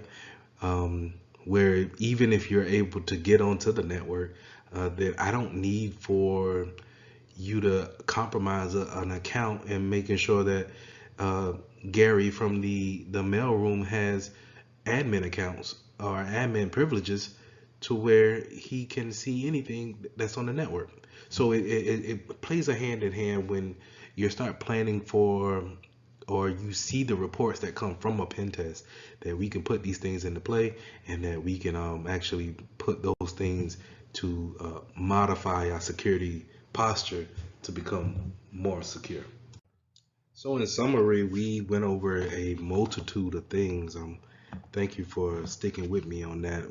But we started off talking about reconnaissance tools such as Wireshark, Nmap, NSLookup, Metasploit. We also talked about patch management, being able to understand our vulnerabilities and then applying patches whenever we have tested and actually need to put out there in the production field. We also talked about different vulnerabilities, not just physical, not just software. It could be social. It could be, when I say social, I mean more people. It could be those are our vulnerabilities. How do we coach up people to have a better security posture and have a better security awareness about them? We also talked about pen testing and the importance of seeing it from a hacker's point of view, and how do we actually put defense in depth in order to make their lives a little bit harder when it comes to getting onto our network and traversing around. So I would say to go over this section several times over, and I'll see you in the next lesson. So lesson 4, identifying social engineering and malware. One of my favorite subjects. Social engineering is all around us, happening all the time. So let's move forward. So social engineering is pretty much the manipulation of a human, being able to lie. That's just basically it. Is lying, right? It's telling you whatever you want to hear in order for me to get whatever I want to get. So hacking of the human, if you want to go that route, that's fine. But it's just pretty much being able to get the information out of you versus me actually going and hacking into a firewall. Why should I do that when I have researched you and I know that your favorite school is USC? So guess what? I'm gonna say that I went to USC and I played on the football team, and we're gonna strike up a nice conversation with you. And that's me starting my process of social engineering. Now that was a good example of just kind of being, familiar with someone, being able to be a likable person, and then I could take that conversation into, hey, what do you do? Oh yeah, well, I work in this sector too, and you know what? We're able to help out in any way possible to different types of businesses, and formulate this wild, drawn out story of how I can make your life better. Which all of this is could be a lie, and then I'm going to you to see how far you will go. Maybe you will show me the interface to the server. Maybe you will give me a credential to log in because you have taken so much liking to me that you're just trying to make your day better at work, right? And this is how social engineering comes off as such a strong factor because people in general just want to help. Um, we do not want to be mean to each other. It's not necessarily a militant type of way where we want to have militant principles. Human nature is not built out that way. So having a familiarity or a liking to someone is a big part of social engineering. Um, you could also come at someone with an authoritative or an intimidation factor. Um, let's give another example of you're working, let's say you're working at the front desk, and I come in with a, um, a Best Buy Geek Squad shirt on, right? And I'm mad. I'm just you don't know me from nobody, right? And I just walk through the door and I'm mad and I'm pissed off and I'm just saying, hey, I told them to make sure that the server was on this channel, this port. I'm speaking all this jargon and I'm just saying, hey, I need to get to the server room ASAP. I don't have time to wait. I got several other clients out here waiting. And you as a front desk helper, you're not only thing you want is just a smooth, calm personality. You're not expecting a brash, straightforward person. So you may take me to the actual closet, just to kind of, because that tension is there, and people will try their best to avoid that. But that's social engineering at its best too. So we need to be aware of that type of stuff, awareness training, make sure that our users are aware that these are the type of attacks that are not so brainy, right? They don't need to brute force your password when you'll just take me to the server. So the example that I just gave that, an example of me impersonating a Geek Squad member. But I can also dress up in a suit and act like I'm a CFO for your competitor, in whatever industry. And let's say if it's a school system and I'm dressing up as the principal to the across the street school, or the cross town rival school. I'm the principal of there, and then I'm going over to say, hey, you guys stole da da da da da, and I'm impersonating power to get what I want. And what I want is something totally different. I mean, it's kind of hard to tell what people actually want just by a conversation. So, again, just kind of having the wherewithal of what's going on and understanding that our users are the weakest link because they already have access to our network. We have already trusted them. But if they are weak-minded when it comes to different types of social engineering attacks, then it's an easy walk-in for, let's say, that pen tester to just get onto the network and do what they need to do. So dumpster diving and tailgating. I'm gonna get back to dumpster diving in a second because I think it's funny. But tailgating is again, people we don't want to be rude or we don't want any kind of issues off the bat, or just in first sight. You're not trying to really be rude to anybody, right? I grew up in the South where holding the door for someone is polite, is what you have been taught to do. But let's say if you're in a place of business and we're going out there and someone's carrying boxes in, they're impersonating let's say a UPS driver, and they're impersonating carrying a bunch of boxes. Your natural instinct is to hold the door for them, but that's tailgating in, right? That's having them not check in with the front desk or show a badge or sign a piece of paper saying that, hey, we are allowing you onto the premises. It's just it skips that whole process because I want to be nice. I don't want no issues with this guy. He's just trying to have a hard day's worth of work.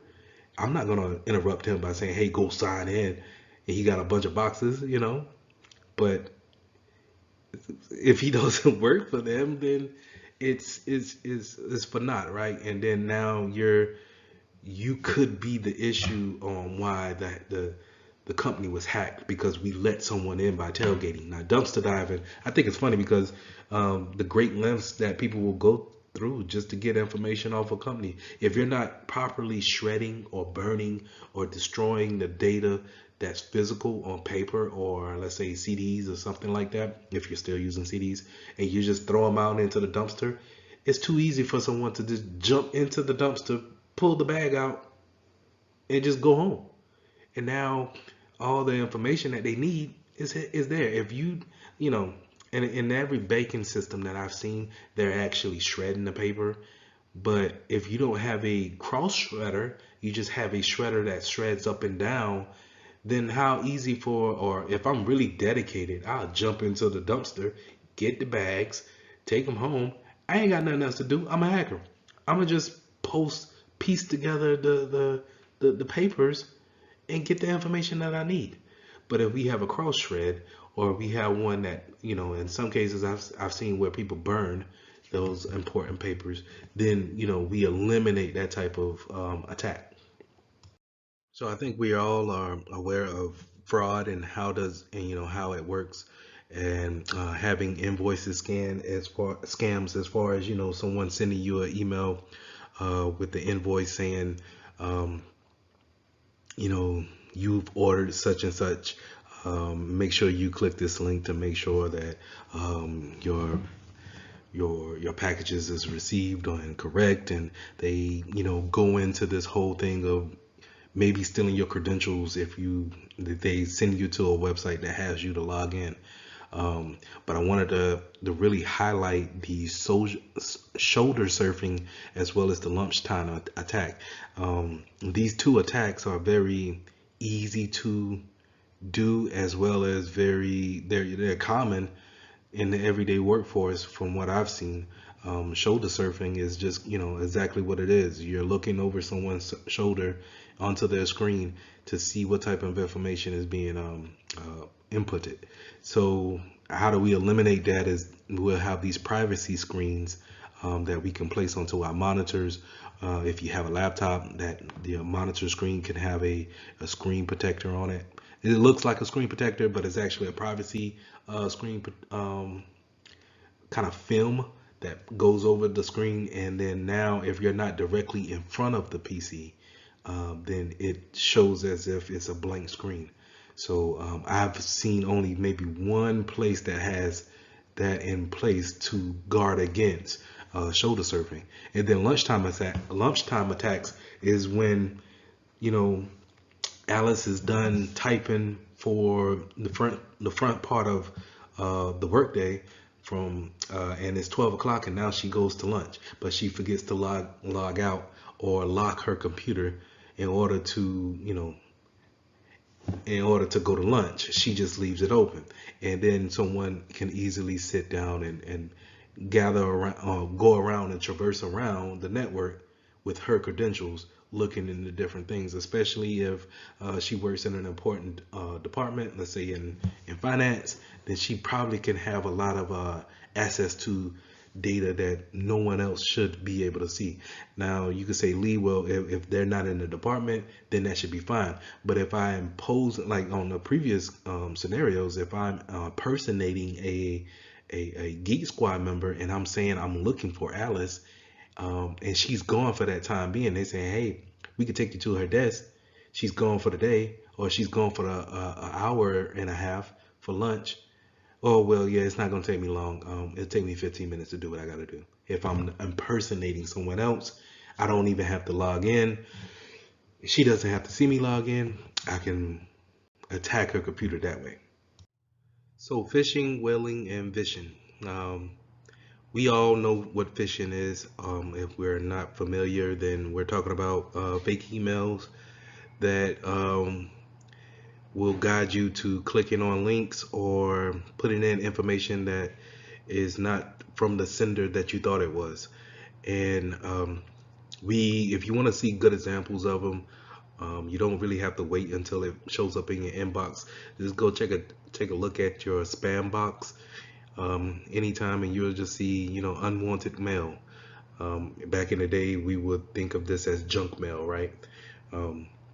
But today we have phishing. Phishing can be very tailored to mimic any type of company that you may be in dealings with. A good fish that I seen lately was a fish that came in that had a Amazon logo on it, and it had the same font and color that Amazon uses for their little smile. So it's that little orange orange color that they have. Very authentic. Even came down to the small fine print at the bottom of the email was on point.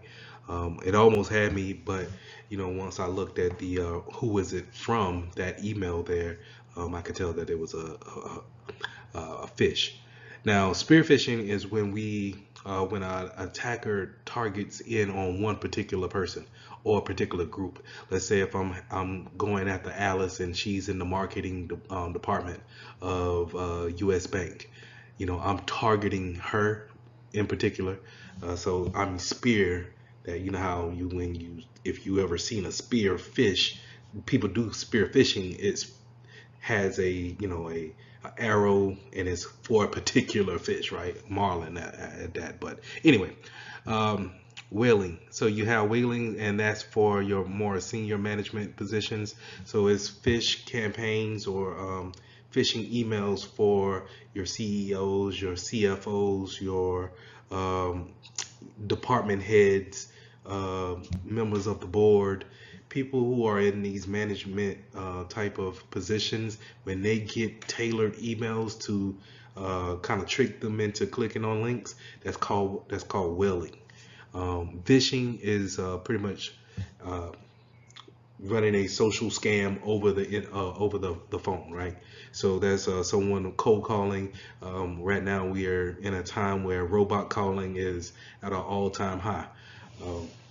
And then finally we have smishing, and that's where we see kind of like these unwanted IM messages, whether it's an Android or iPhone, wherever you get a text message and it's not wanted, right? It tells you, hey, click on this link to receive a new gift card from Amazon. And they're trying to mislead you into thinking to click on the link, put in the information, and then whatever attack comes from that is the results of it. So I already kind of got on the spam uh, in the previous slide. It's unwanted email, unsolicited email. People are probably, they have you on an email list where whoever sold them the list, where they actually harvest a whole bunch of emails, and now maybe they're trying to promote their new late night sports bar, and they have you on an email list. And a lot of our email providers will have that type of emails go off into your spam. Now, I said to go and look in your spam inbox to look at good examples of fish, because a lot of times you will see a lot of phishing campaigns in your spam box. Moving on to hoax, in the latter day of the internet, we started to see a lot of hoax go on with the uprising of Facebook, a lot of social media, such as Twitter, Instagram. They started to, once they really started to catch hold and move up into the scale, you started to see a lot of people wanting more traffic to go through their channel. So you might see a hoax go on, such as someone saying that Bill Cosby passed, or Eddie Murphy has passed, and it was soon caught on that, hey, these people are not dead. This is what we call a hoax, a fake story to get you to actually go ahead and click on the item and see if we can drive more traffic to wherever we wanted to go. Now, in the case of an attacker, if I have this catching link here with this title, what they call kind of clickbaiting, if I can clickbait you into this hoax that I have up, then I could probably maybe have you download some things onto your PC without you knowing it. So having these passive techniques, an attacker can take traffic that's, you know, redirected from their normal course of browsing and direct them to malicious sites in order to collect whatever data that they may want from the traffic. So in the security world, we call this farming. That's redirecting domain names, sites to malicious actor sites. Typo squatting is also a different type of redirection, but what it does is that it takes the mistakes that a person may make and then have them to redirect into a malicious site. A good example will be if I'm an attacker and I make a website that's named google.com, but I spell it with 3 O's instead of 2 O's, then whenever someone makes a mistake and puts in 3 O's, maybe they're sleepy or whatever, and then they're redirected to my website instead of a normal Google site. So that's a poor or a very basic example of typo squatting, but it works. A watering hole is similar type, where we're setting up places to where people can gather and want to go and get information, making it real attractive to people who want to click on different sites. A good example is trying to have a host of something that's really eye-catching, right? Really intriguing, and then we send them to a third-party site that's there for malicious reasons.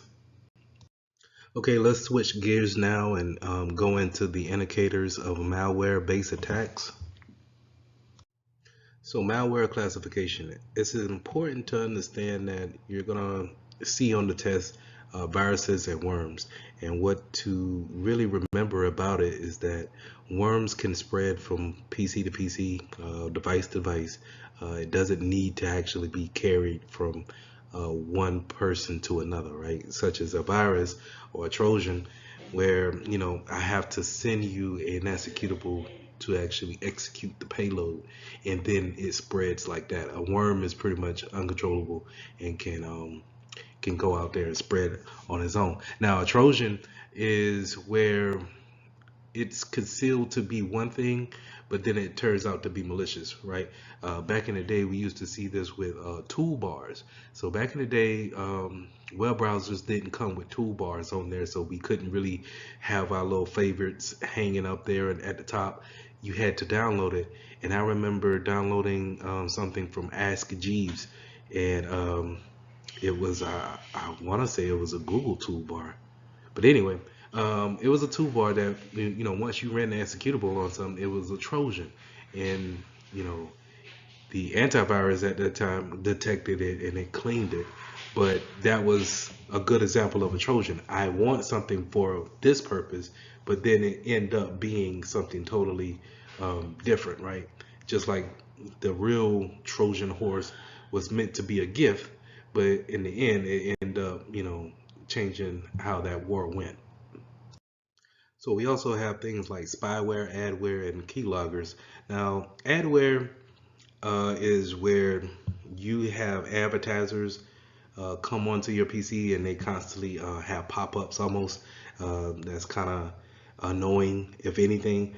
So the latest ones that I've seen, it kind of comes up in the lower right-hand corner, and it tells you to get a new coupon for Dawn dish detergent, and that's a advertising type of malware, right? Um, Spyware is a malware that's actually looking at your activity, um, and it may even redirect you when it comes to your browsing.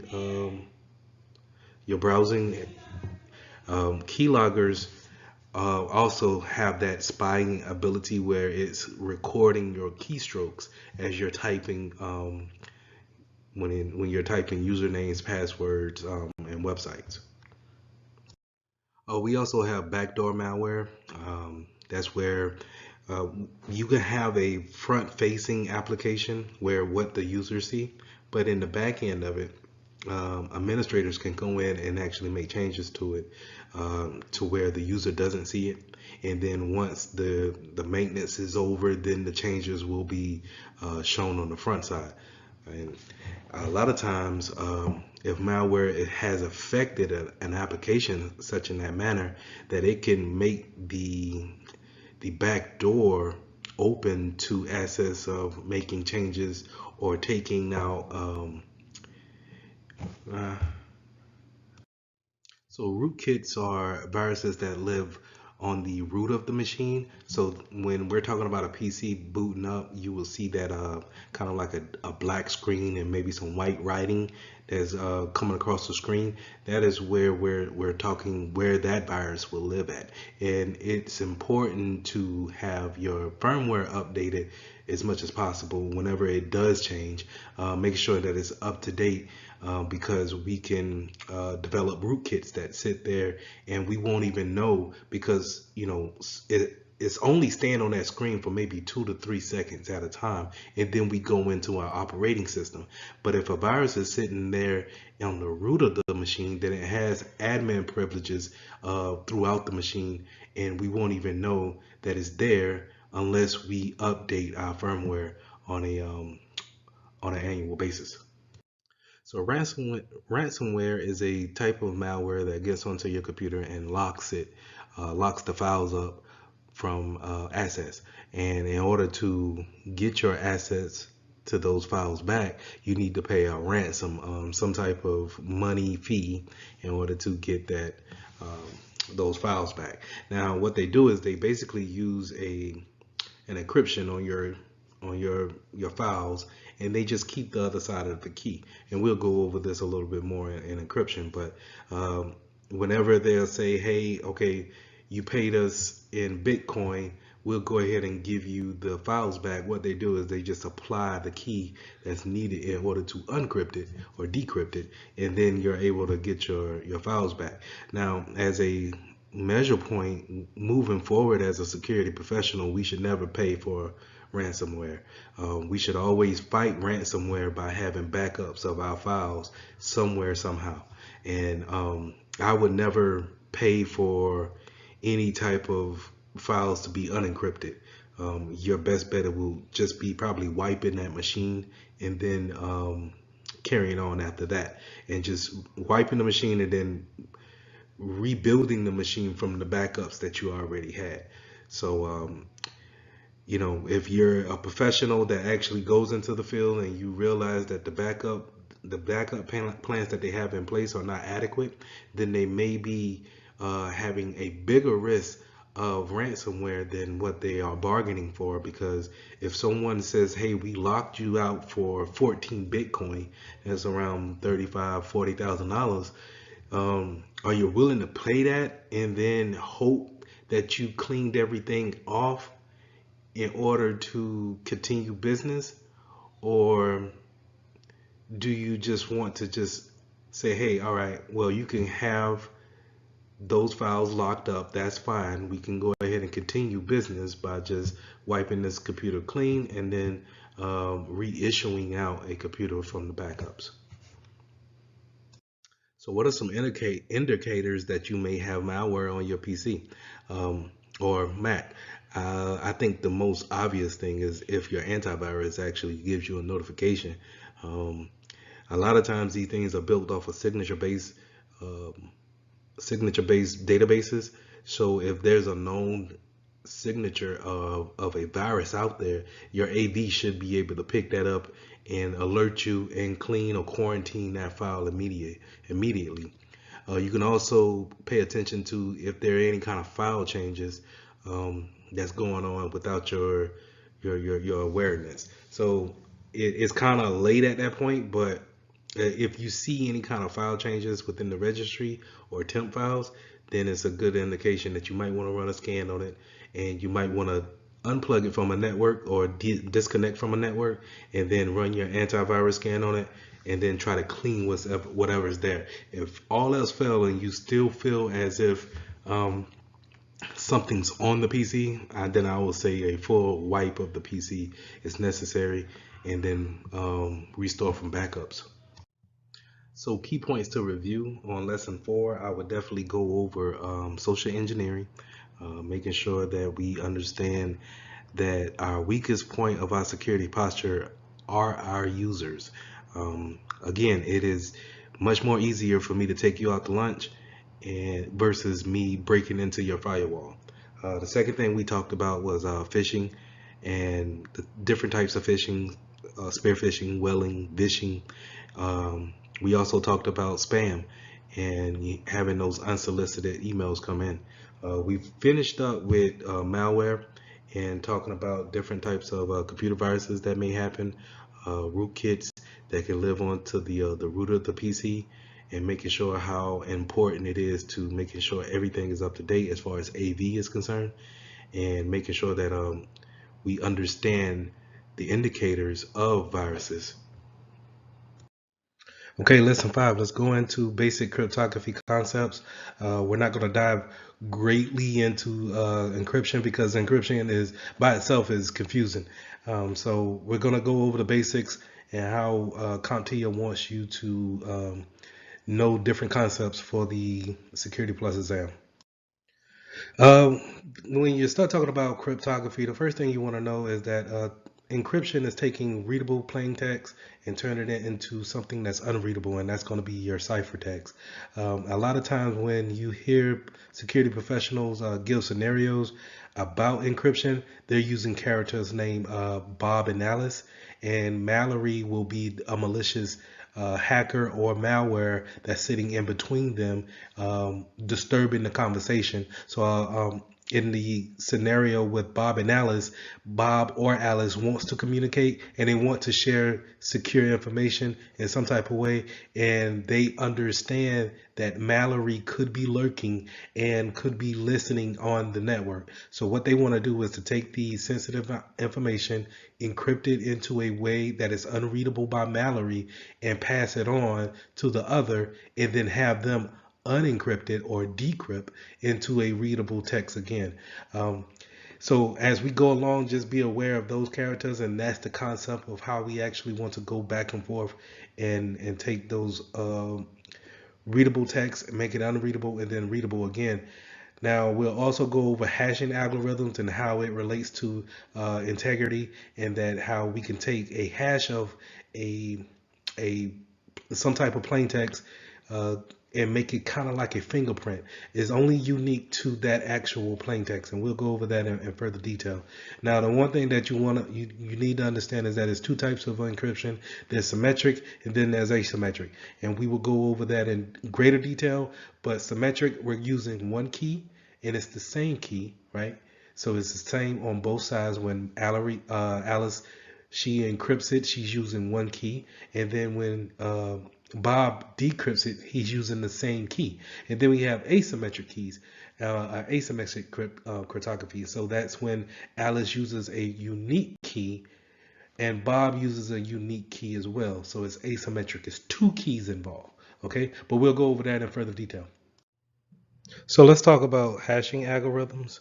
Hashing is a good way of showing integrity of a software or whatever message that you want to actually take a hash of.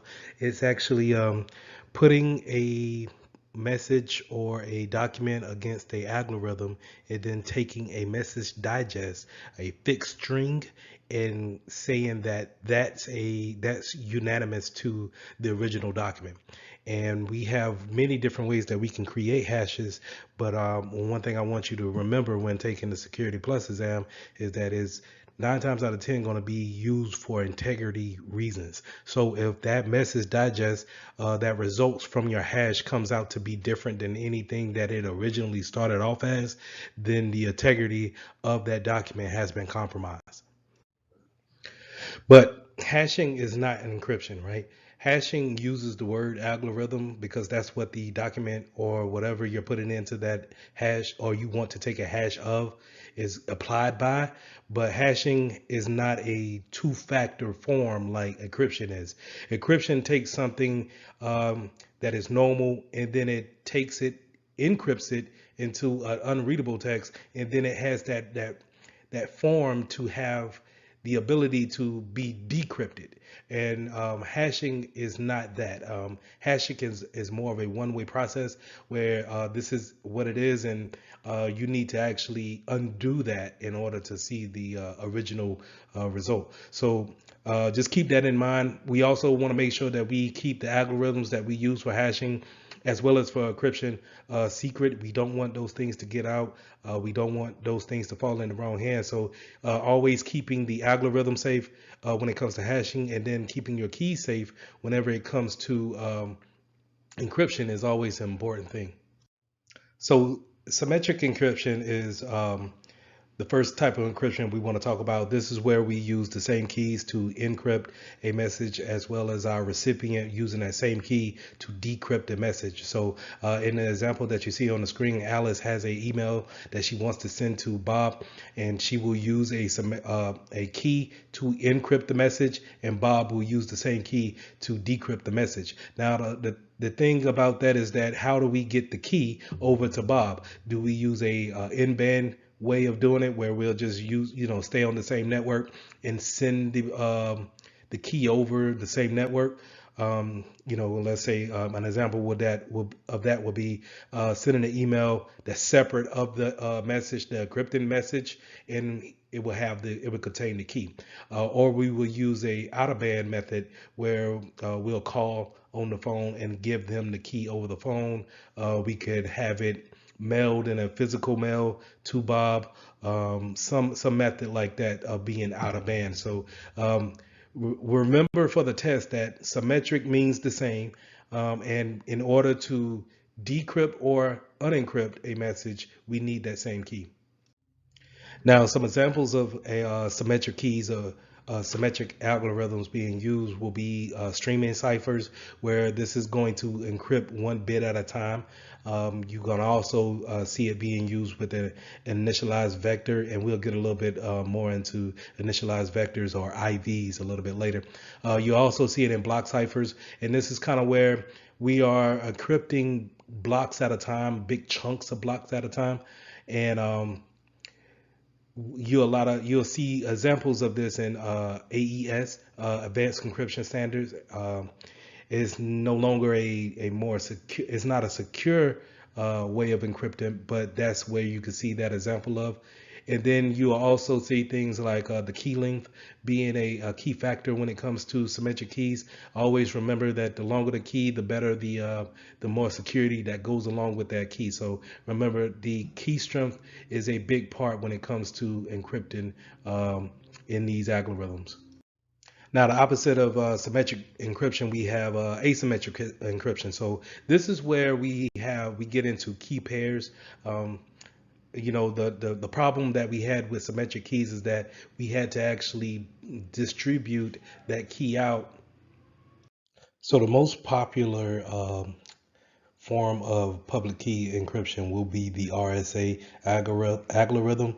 RSA stands for Rivers, Shamir, and Edelman. These are the three guys who created this cryptography algorithm. So just be mindful of that. Understand that when it comes to public keys, this is the best way to actually perform encryption across the network.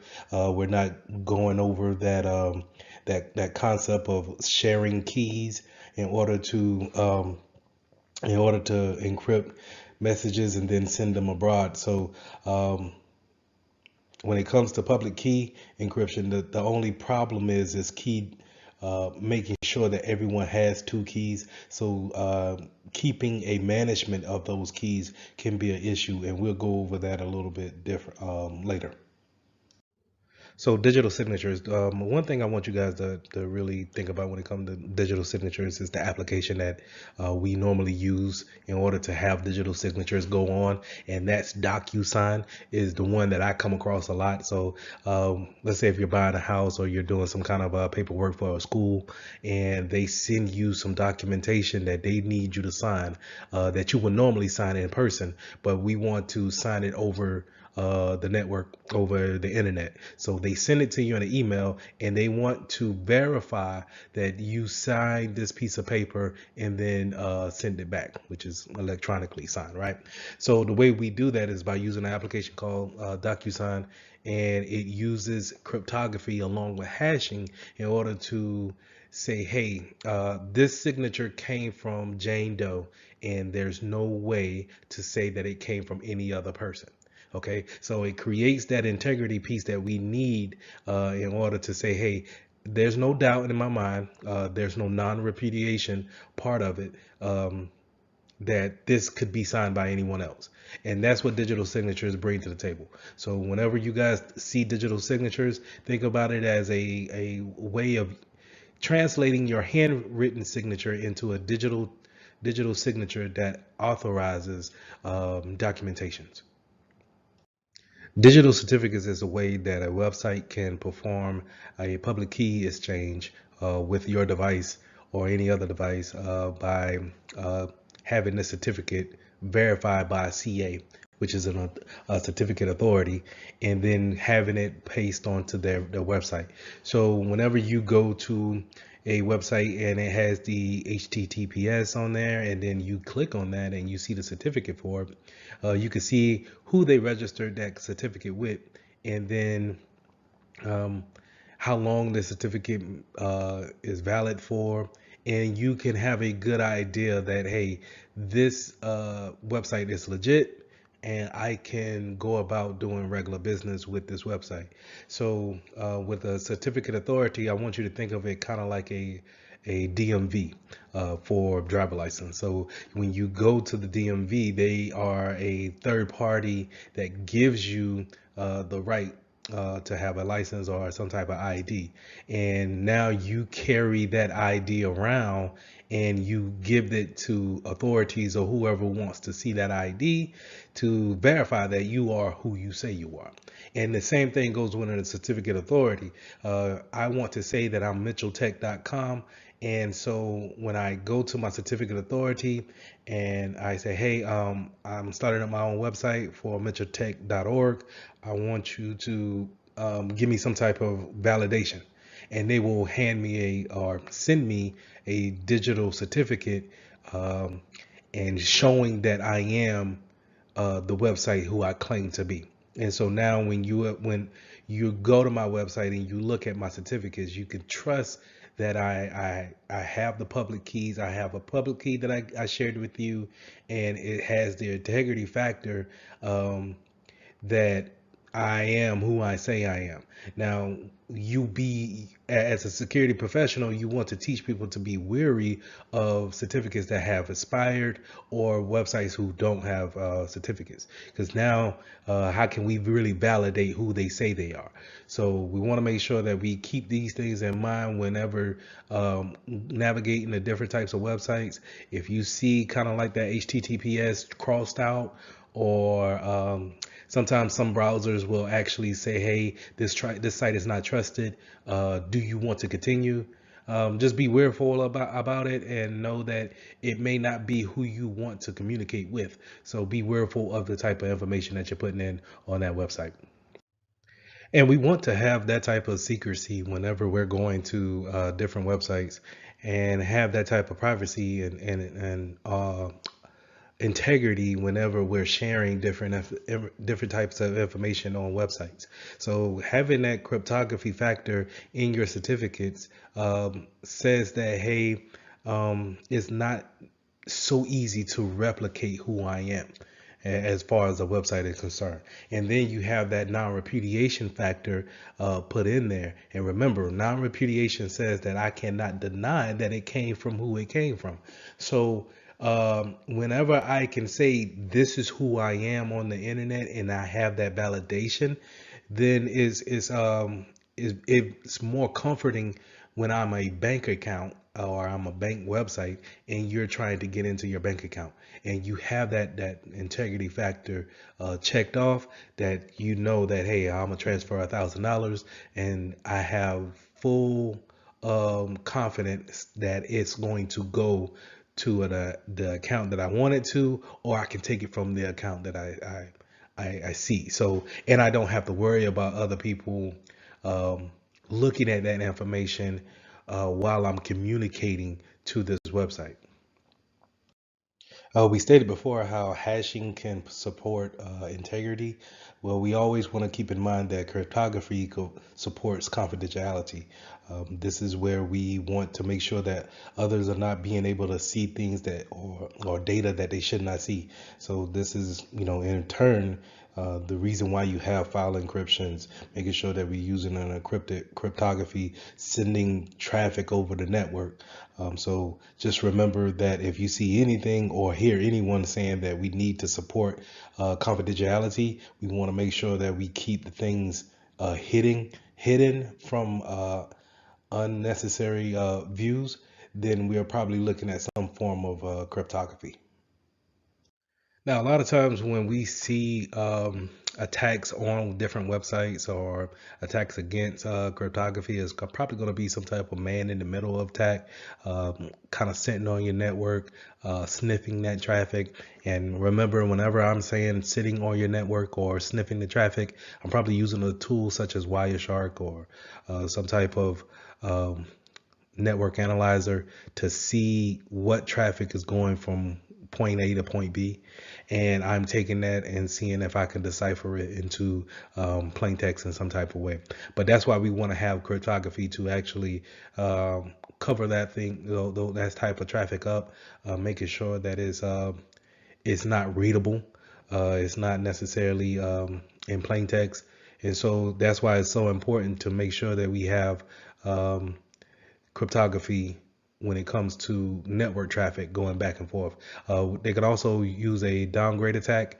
This is where we're taking advantage of old obsolete devices and seeing if, or taking a vulnerability on a device that's already out there, seeing if we can downgrade the software to a known vulnerable software piece, and then taking advantage of it from that standpoint. So just keep those things in mind. 9 times out of 10 in the real world, you're going to probably see these man in the middle attacks, and that's just someone sitting on your network, just looking at the traffic going back and forth. So just be careful of your surroundings, as well as when you're going to like coffee shops such as Starbucks or some type of internet cafe, and you're sitting down, or let's say in a hotel, and you're connecting to that Wi-Fi.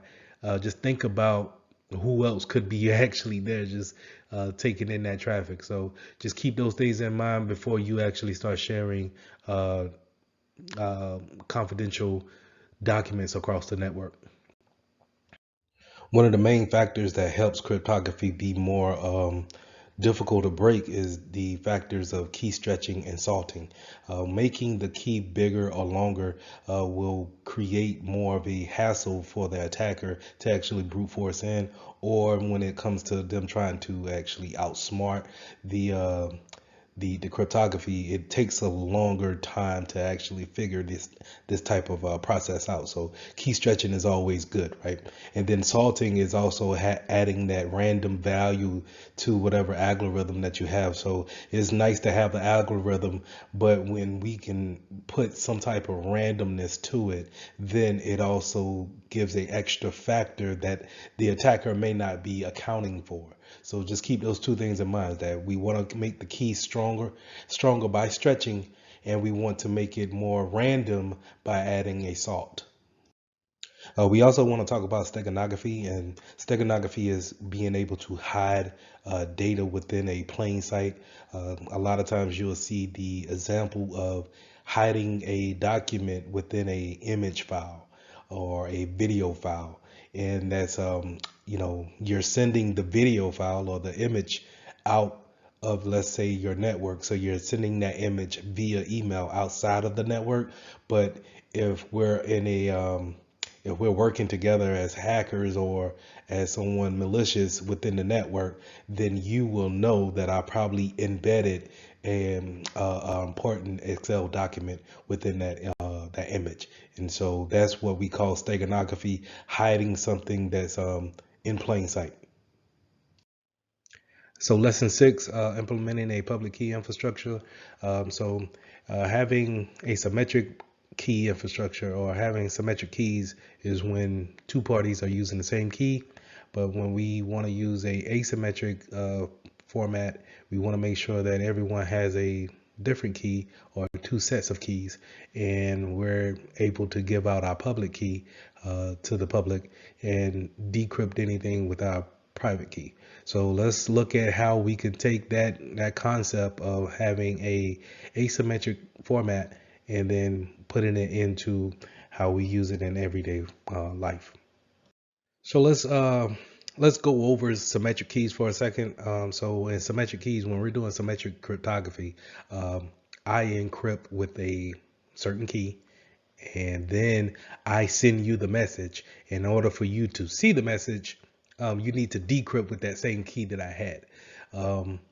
And the problem is that how do I get you that key secretly, or how can I say, it's not necessarily a great idea to pick up the phone and say, hey, all right, you got the message. Okay, to decrypt it, you need this passcode right here. Put in this passcode and it decrypts the message. It's more efficient. And it's more efficient to use two sets of keys, which is public key infrastructure. But when you're talking about asymmetric keys, just think about how many things that we want to encrypt, and then how many keys we need to actually decrypt those things, and then send them outer band or in band. And when I mean outer band, I'm meaning more like something that's not necessarily on the network. So I'm mailing you. I'm going to use the postal service to mail you the key, or I'm going to tell it to you over the telephone. But in band, I'm going to, walk it to your office or use the network to send it to you in a instant message. So that's in band, out of band. All right. So public key and using a public key infrastructure, we're going to use two sets of keys. So me, Lee Mitchell, I will have two keys. I will have a public key and I will have a private key. And then you, Jane Doe, will have a public key and a private key. And so whenever I want to send you something, I will use my public key to decrypt it, or I use my private key to decrypt it, and then you use my public key to decrypt it. And then the vice versa for you. When you want to send me something, you would encrypt it with your private key, I'm sorry, and then you will send it to me, and then I will use your public key to decrypt it. So the concept is this. The public key is public for anyone to see. It doesn't matter if they see your public key. But your private key is only for you and only for your eyes only. If someone gets your private key, we have a problem. So you can decrypt and encrypt with your private key. And you can decrypt with someone else's public key. That makes sense? I know I'm saying it over and over again, but just the concept of what I'm saying in this slide is this. You have a public key and a private key, and you're going to give out your public key. So whenever someone wants to talk to you privately, encryptedly, they're going to use your public key to decrypt it, to encrypt it, and then you'll use your private key to decrypt it. Okay. So in that essence, we use we take that format and then we apply it to websites when it's saying when we start talking about digital certificates or PK just the PKI's infrastructure. When and just to kind of go into the infrastructure name, when we're talking about PKI, it's a system of keys and how we actually have that structured out, because everyone having a pair key system, it sounds great, but when you think about how many keys everyone needs, um, it can stack up fairly quick and can get out of hand, out of management hands, even quicker. So we want to make sure that we put in a infrastructure, some type of system to where we can manage the keys, and we can scale. We can be able to have it at a scalable point. So if we want to add in new websites, bring in new personnel, everyone can still communicate securely, and we are not overwhelming whoever's owning the keys, the public key infrastructure system, by having them, develop new keys for everyone. Now, certificate authorities or CAs, when I talked about it in the last slides, is that whenever you're creating a website, or you want to get your website registered, you want to check in with the CA in order to say, hey, I want to validate who I say I am on the internet. And they're going to give you a certificate saying that, oh, okay, mentaltech.org is exactly who they say they are, because they have this certificate of and it validates who they say they are. And you will see your public key within that certificate. Now, whoever comes to your website is able to communicate securely with you, because they have your public key. And so now if you wanted to encrypt any type of information, that's possible, because we have checked in with the certificate authority. And I said it in the last slide that I want you to think of it kind of like a DMV, someone who validates someone else. So you will go to the DMV to get your validation of, hey, I'm allowed to drive a car, and I can also sub that license out as a form of ID. And everyone else, let's say if you want to get in the club that night, someone will look at that and say, okay, you are who they say you are, because I trust the DMV, right? And so that's what we do when we go to these different websites, is that you see the green HTTPS with the little lock on it, and you say, hey, I trust the fact that I just see that. You didn't even really check to see if the authority was a valid one, but we trust that. And then we will say, hey, okay, I'm willing to type in my username and password here at facebook.com, and I have no worries that it's not being hacked or sniffed upon by any kind of unwanted entity. And as you see here on this slide, this is a pretty much a certificate that you get from your CA once you open it up. You can actually, no matter if you're on Windows or Mac, you can find your certificates that's probably somewhere on your PC, and you always kind of refer back to them just for the validity or the validation of whatever that website may be. So we want to just go in and, if we want to see who issued this certificate, we could see who issued the certificate, as well as what type of encryption did they use. And in this case, we see SHA-256 was used in order to encrypt the website, as well as we can look further. I think in the general tab, we could probably see how long is the certificate is actually validated for. And just like, you would go to the DMV and you would fill out information that's about you and maybe your vehicle that you're driving. You would do the same things with these CAs. You would just fill out information of the type of website that you have, what services do you actually provide, and you would they will come up with a encryption for your site, and then they will email you um, your certificate. And now you could say, once you put that on your website, you can say, hey, I am who I say I am, and you can trust me as a validated website here. So if you want to buy a t-shirt from my website, feel free. Know that you can put in that debit card or that credit card number and feel safe by the steps that we have taken as a company to get certified through this certificate authority. So on this slide, you're going to see a certificate that's actually opening up from my browser, and it pretty much has the different types of attributes that comes with your certificate from your CA. So on the right hand side, you'll see kind of the different types of attributes, and then the short description of what you will see.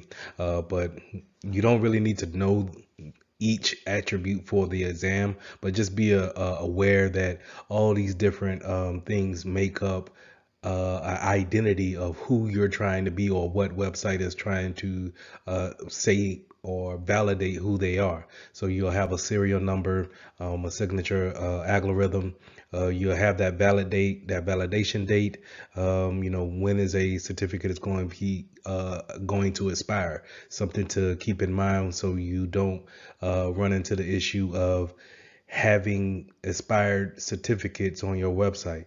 You'll also see a public key there as well. And that's where, when other machines or other servers or devices connect to your machine, that's what they're going to use to validate any type of public key infrastructure going back and forth. So that's how we're going to see. We're going to say, hey, if I want to send something to you secretly, I'm going to use your public key to encrypt that information. Now, just to dive a little bit deeper into the subject name of the attribute, you'll normally have a common name, which you go by www.mitchelltech.org. But you can also have other friendly names that you have or associated with put onto your certificate. So let's just say if my company name is Mitchell Technologies LLC, but I shorten it up by saying Mitchell Tech. So I can still put both names into my certificate. So whenever someone types in that name and the DNS still points it back to my website, I still have the same certificate to validate those different name configurations. So just understand that you can have different types of subdomains that you want to put in there, whether it could be mitchelltech.labs, or I'm sorry, mitchelltech.org/labs could be a subdomain for it, or you can do a host of subdomains, which is, in this case, they use a wildcard.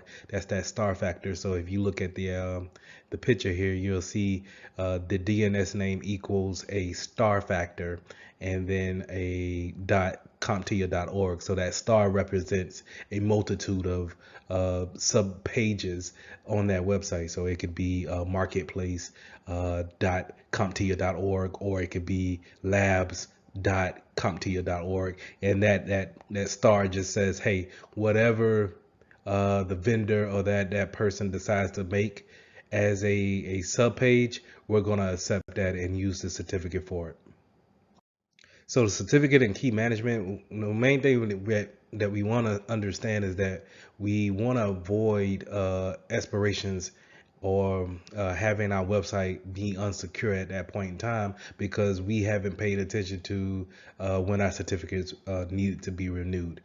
So making sure that we have a good audit pace or trail of our certificates is very vital in order to keep that secure line going. There's nothing, um, not saying that your company would not run, but would you want to spend money with a company that's couldn't necessarily validate the security on their site? It says, hey, whenever you see a website that has a expired certificate, it will have this big red line through, or the HTTPS is kind of grayed out, and it kind of makes you feel weary about putting in debit card numbers or credit card numbers within that website. So you're not necessarily losing customers because you can still order something, but you may lose a lot of customers off of the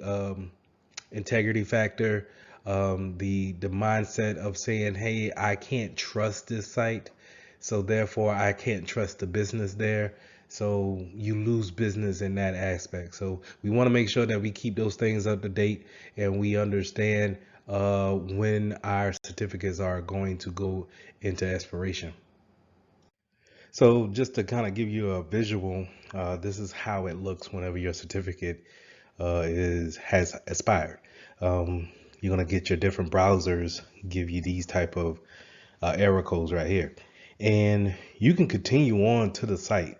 It's just saying on, let's say for the example of Internet Explorer, that it's not recommended. So you can see how that can drive away traffic if you are a consumer. So just making sure that we have those things under wraps when it comes to knowing when things are going to expire, very vital to business operations. So, like I said, you have different types of certificate issues, such as rejection from the servers or your clients. And what I mean by clients, not necessarily the person, but the device that they're using. They're not able to uh, be able to connect securely to your website. And we want to avoid that by any stretch of the imagination. So, just making sure that we keep a good um, audit trail of what do we obtain as far as certificates, because when you think about a business may have several different websites that all offer different things, and we want to be able to be secure and know that we're not just mistaking for anybody else. So having our certificates all lined up is a good business practice because it keeps us from running and presents ourselves to the world in a secure manner. So we just want to, at all costs, make sure that we stress the fact of having expired certificates taken care of before the expiration date, making sure that we have the proper names and subdomains added on to our certificates is very, I would say, a business oriented factor that we need to have in. So just keeping these things in mind when it comes to the different types of issue that we may face. Just know that for the exam, when it comes to the problems that you may come into to face, uh, just know that it's coming from a CA, and the CA validates who you are, but then the issues may come when it comes to expiring. So we talked about PKI infrastructure. That's where we have our own public key, and we're putting it out there in a structured manner to share with others who want to come and visit our sites. We talked about certificates and the importance of having them on our sites to validate who we are, and then to say to our customers, our clients, hey, you can do business with us securely. So just keep those things in mind, and let's move on with the next lesson. Okay, so let's get into implementing authentication controls.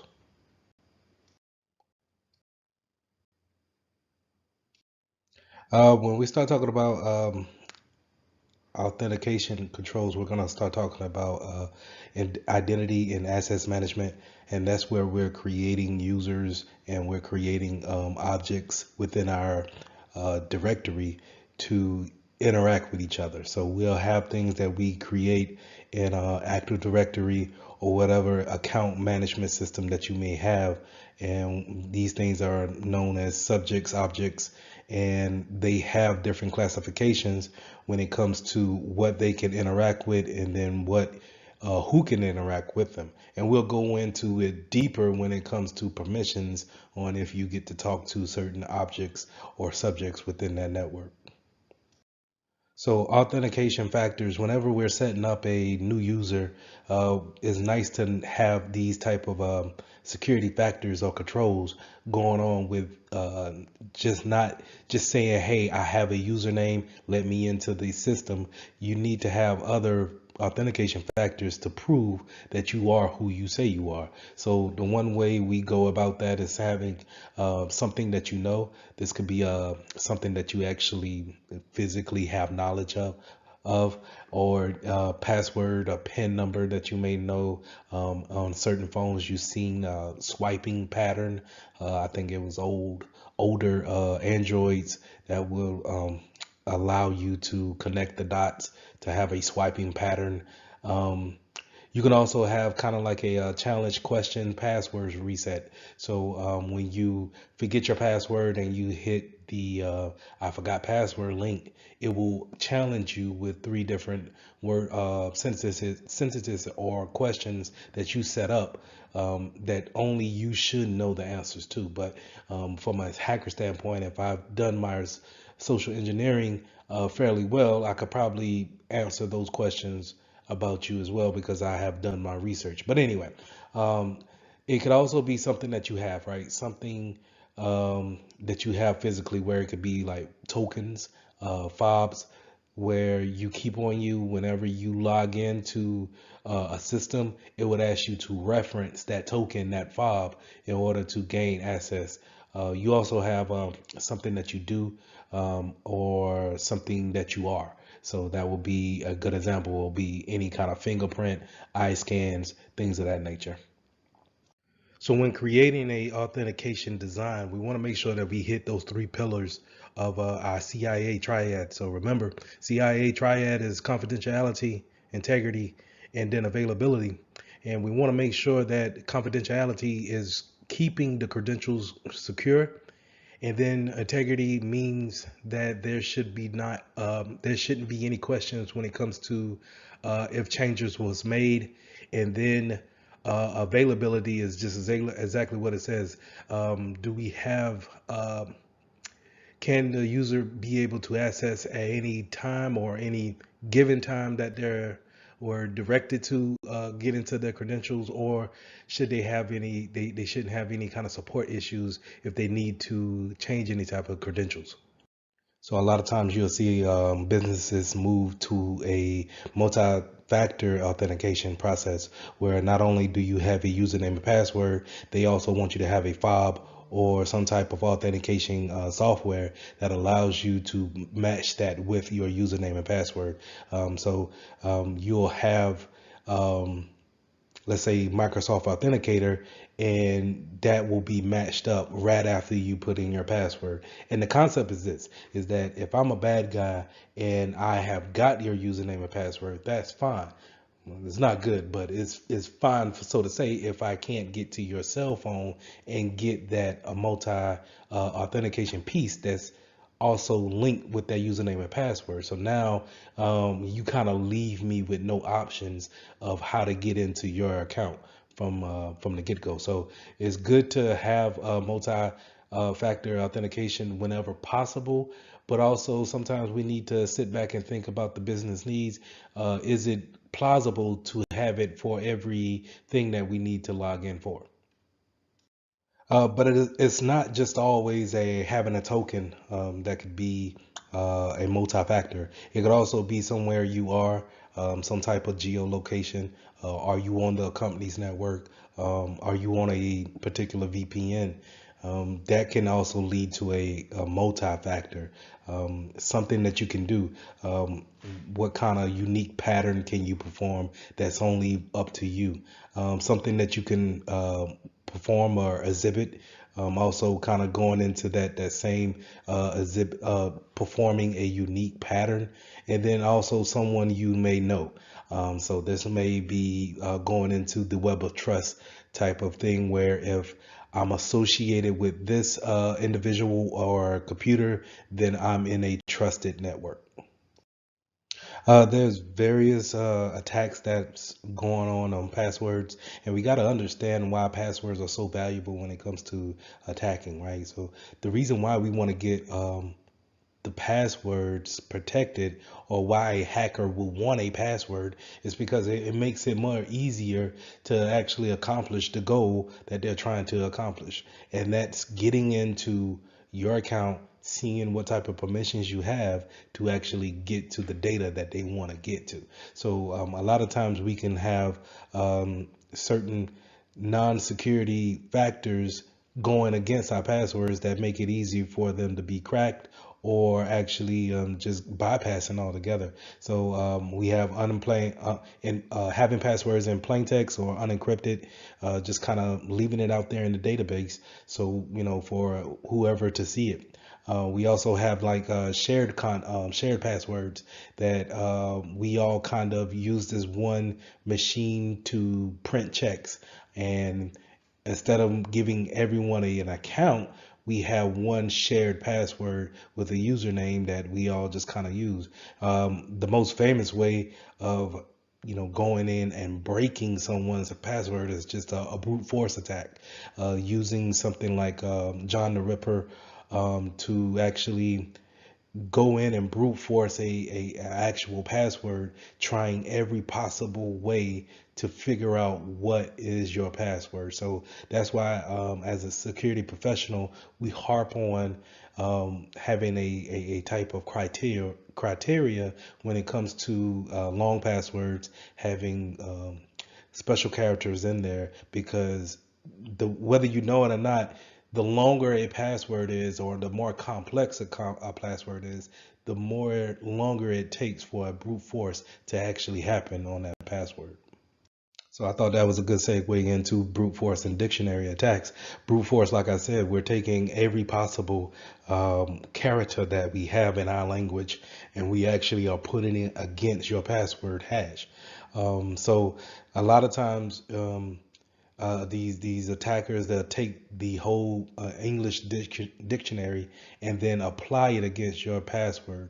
And we have computers fast enough to actually do it in a reasonable time, but that's why it's so important to put those special characters in uppercase and lowercase, and making it case sensitive, to where you know you just can't run through it within a day's time and actually come up with the password. Or it at least will give enough time to show on the network that, hey, someone's actively um, moving traffic or causing a disruption in the traffic, to where now your security professionals can hone in and get the intruder off the network. So that's why we want robust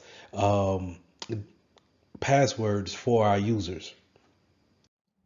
So for with password crackers, what I want you guys to remember about password crackers is that it's a software that's going to perform more than likely a brute force attack against your server that's housing the passwords on it.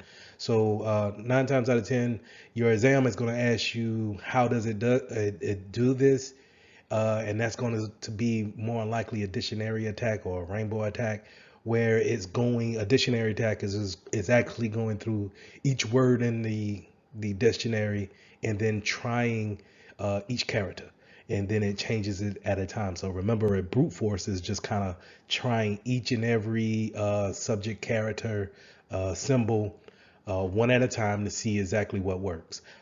This is a surefire way of making sure that you will get in, right? If given enough time, a brute force attack will eventually work. But that's the beauty of having such a complex password, is that given the time that the software needs to actually try each and every character, um, your password, to where it's is the length capacity creates more time for that software to actually perform the brute force attack. So therefore, it could be thousands of years before, literally thousands of years, if not millions of years, for a particular password to be cracked in order to try each and every character. So just keep those things in mind when it comes to password crackers. They eventually will get to it, but eventually may come in 10 million years. All right. So just keep those things in mind when it comes to password crackers. So authentication management, making sure that we understand where our passwords live, making sure that we have proper access to those passwords that's kind of stored somewhere. A lot of times, if you log into a certain application on your phone, it may automatically fill in that password box for you. So just making sure that you understand what caches your password, making sure that you have the proper, if you're leaving your passwords into a password vault, so to say, then we have the proper permissions to go into that vault. Do we have two-factor authentication in order to enter that vault in order to see the other passwords that we have stored? So just keep those things in mind. In some industries, you may have a smart card, and this smart card is kind of like your profile, your account profile, loaded in on this mobile card, right? Something that you could take with you wherever you go, and it loads up on that computer or wherever you may go to show your profile and the permissions you have on it. So I know in the military, this is your cat card, as they call it, and it had everything that it needed to show kind of like this basic profile of yourself, and it was protected by having a four digit pin. I'm pretty sure now, maybe concepts have changed to where maybe that pin needs to be more of a 8 digit, maybe 6 digit pin now, but it's normally locked down with that pin. Now, you would always keep your smart card on you because we would treat it kind of like a license or some type of a debit or credit card. So it could act as a second multi authenticator for that user because we're planning to have it all the time. So we also got this thing where we can put our usernames and passwords on kind of like an external device and use those things to log in to apply those credentials. And we will say, hey, instead of you actually logging in every day, use this smart card and that will have your credentials on it. And only thing you need to remember is a 4 digit, 6 digit pin, maybe 9 digits, and just type that in. And then you won't have to worry about changing your password or whatever the case may be, because if you have this lets us know that you have access to our network. And a lot of times we see this in smart cards or USB tokens. Excuse me. So with smart cards, again, it's that the chip that's on that smart card houses all of the credential information that you need in order to navigate on your company's network. The problem with that is that we as humans tend to lose things from time to time. So if we're on a business trip to Las Vegas, and we tend to lose things, and we lose our a smart card, now we have just created a denial of service attack on ourselves by losing the card, but also maybe giving potential access to someone else who finds the card, and then maybe if they can slide it into let's say the laptop to actually get permissions to whatever network that's out there. So we just want to keep those things in mind when it's best practice to actually have a two-factor authentication when it comes to giving out external devices like this or a USB token, because you want your users to remember their username and password, but also to justify even more who they are, especially in a remote world. We want them to have that extra authentication piece to say, hey, yes, I do know the username and password, but I also know that I need to pair it with this token. And so this token was also given to me by the company, and then I have those two things, and hopefully they haven't fell in the wrong hands. So this one more factor of putting kind of a defense in depth in order to build this force field up. So not only are we just relying on username and passwords, but we can rely on a smart card with a PIN number, or a smart card that only works with uh, certain laptops, or just having a USB token going along with your username and password. Therefore, your users need to know both in order to get onto the network.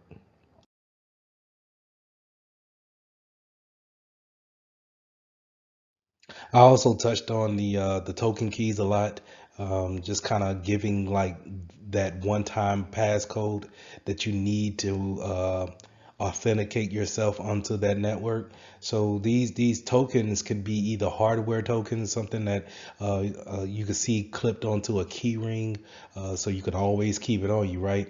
Or you can now have it as a downloaded app on your phone, or smart device. So it could be a pad or a tablet.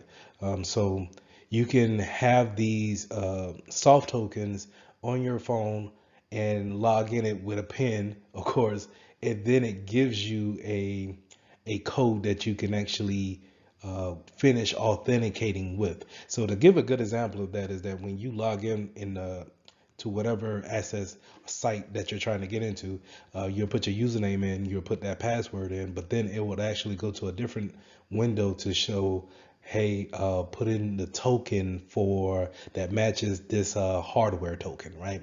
And it's basically talking back to a server that has the same type of numbers going back and forth, and you'll see kind of a countdown, and you have maybe 60 seconds to put in the code, and in order to have that code put in, then now you're synchronizing with that authenticating management server in order to give you access to your account.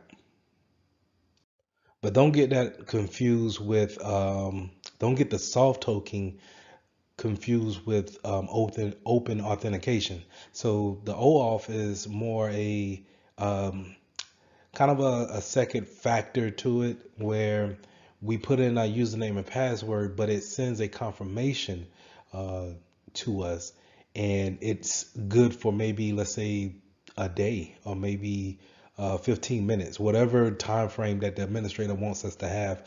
But it's sending us a confirmation to say, hey, did you receive this? And if you did, then respond back to the window that we automatically sent you to, and then we will let you into your account.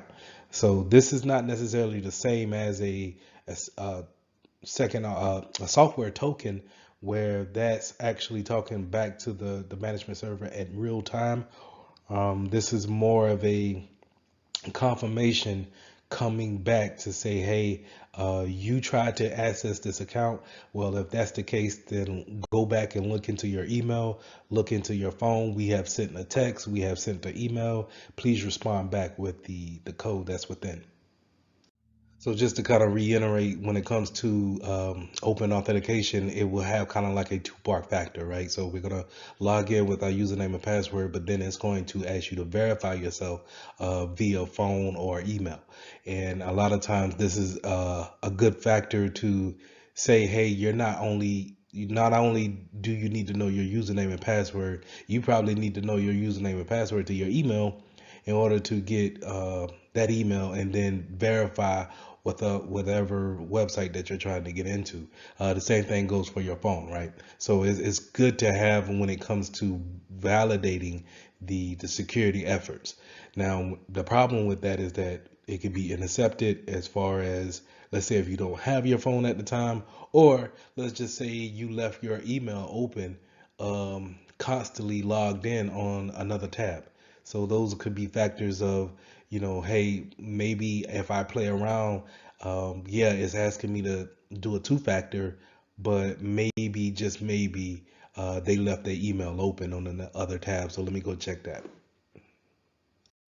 Now, when talking biometrics authentication, I think it's a very good technology to have to, it's everybody's fingerprint is unique to them, so you don't have to worry about ever being reduplicated.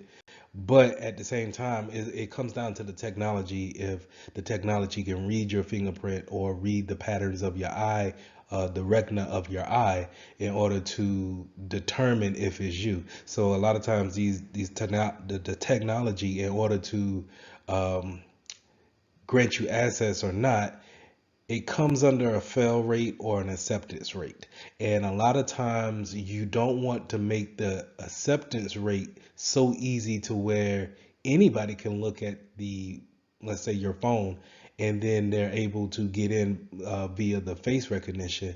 But yet you don't want to make it so tough to where um, if you look at it with just shades on, then it's not letting you in. So you have to find that balance of an acceptance rate as well as a reject rate. I'm aware that face recognition and eye scanning is controversial to users, and you may get a lot of users that don't want to participate in that type of technology. And this is where, if you still want to implement a type of biometrics, you're probably going to go with a fingerprint scanner. But while it's easy to implement within your organization, it is vulnerable to spoof someone's fingerprint. So just be aware of those type of things. But overall, you'll get more users to be able to buy in versus more secure ways of doing it, such as a facial recognition. Now, going into that facial recognition, as you can see, just looking at the slide here, it could be kind of intimidating to people. And they kind of, I think movies probably didn't help easing the enrollment of facial recognition within the world. So, but it's a good way of having a security technology for authentication. This is where you can scan the iris of your eye, um, or the blood patterns in your retina of the eye to see what's unique to you. And again, it's a little intrusive, but a lot more secure than your average fingerprint scanner. We touched on behavioral technologies just a tad bit with the things that you are.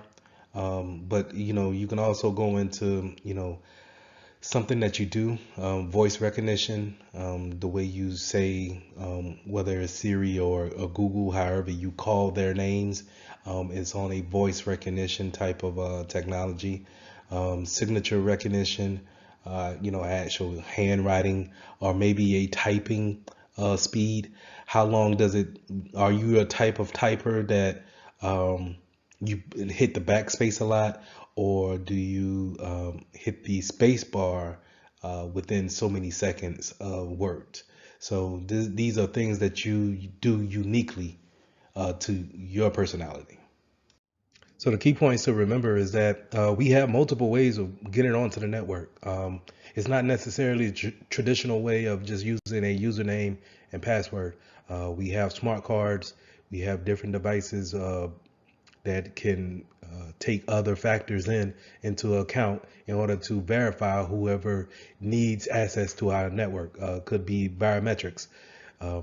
So just keep those things in mind. Keeping know the disadvantages and the advantages of having each device in your network, and just know how they're implemented across the network to give your users a better, proficient way of getting onto the network. So lesson 8, we're going to talk about identity and account management controls. What things are we putting in place in order to administer the type of usernames, identities that we give in our objects, and then how do we actually manage the accounts once they're set up and running.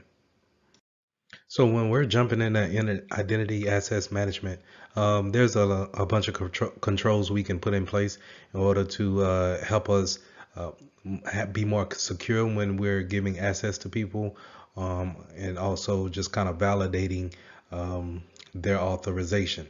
So we can use certain things like certificates and smart cards. A lot of certificates you'll see uses when it comes to public key cryptography.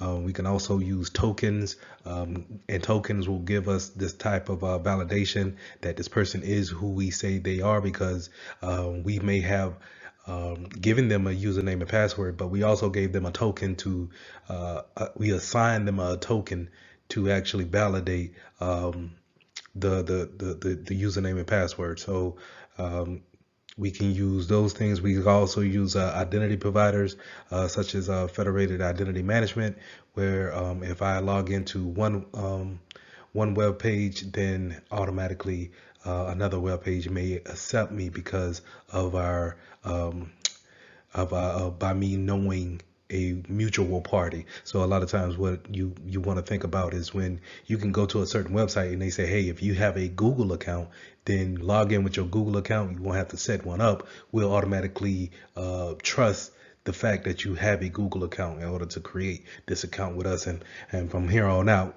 whenever you create that account, you can use your Google account or Gmail account to actually log into that website.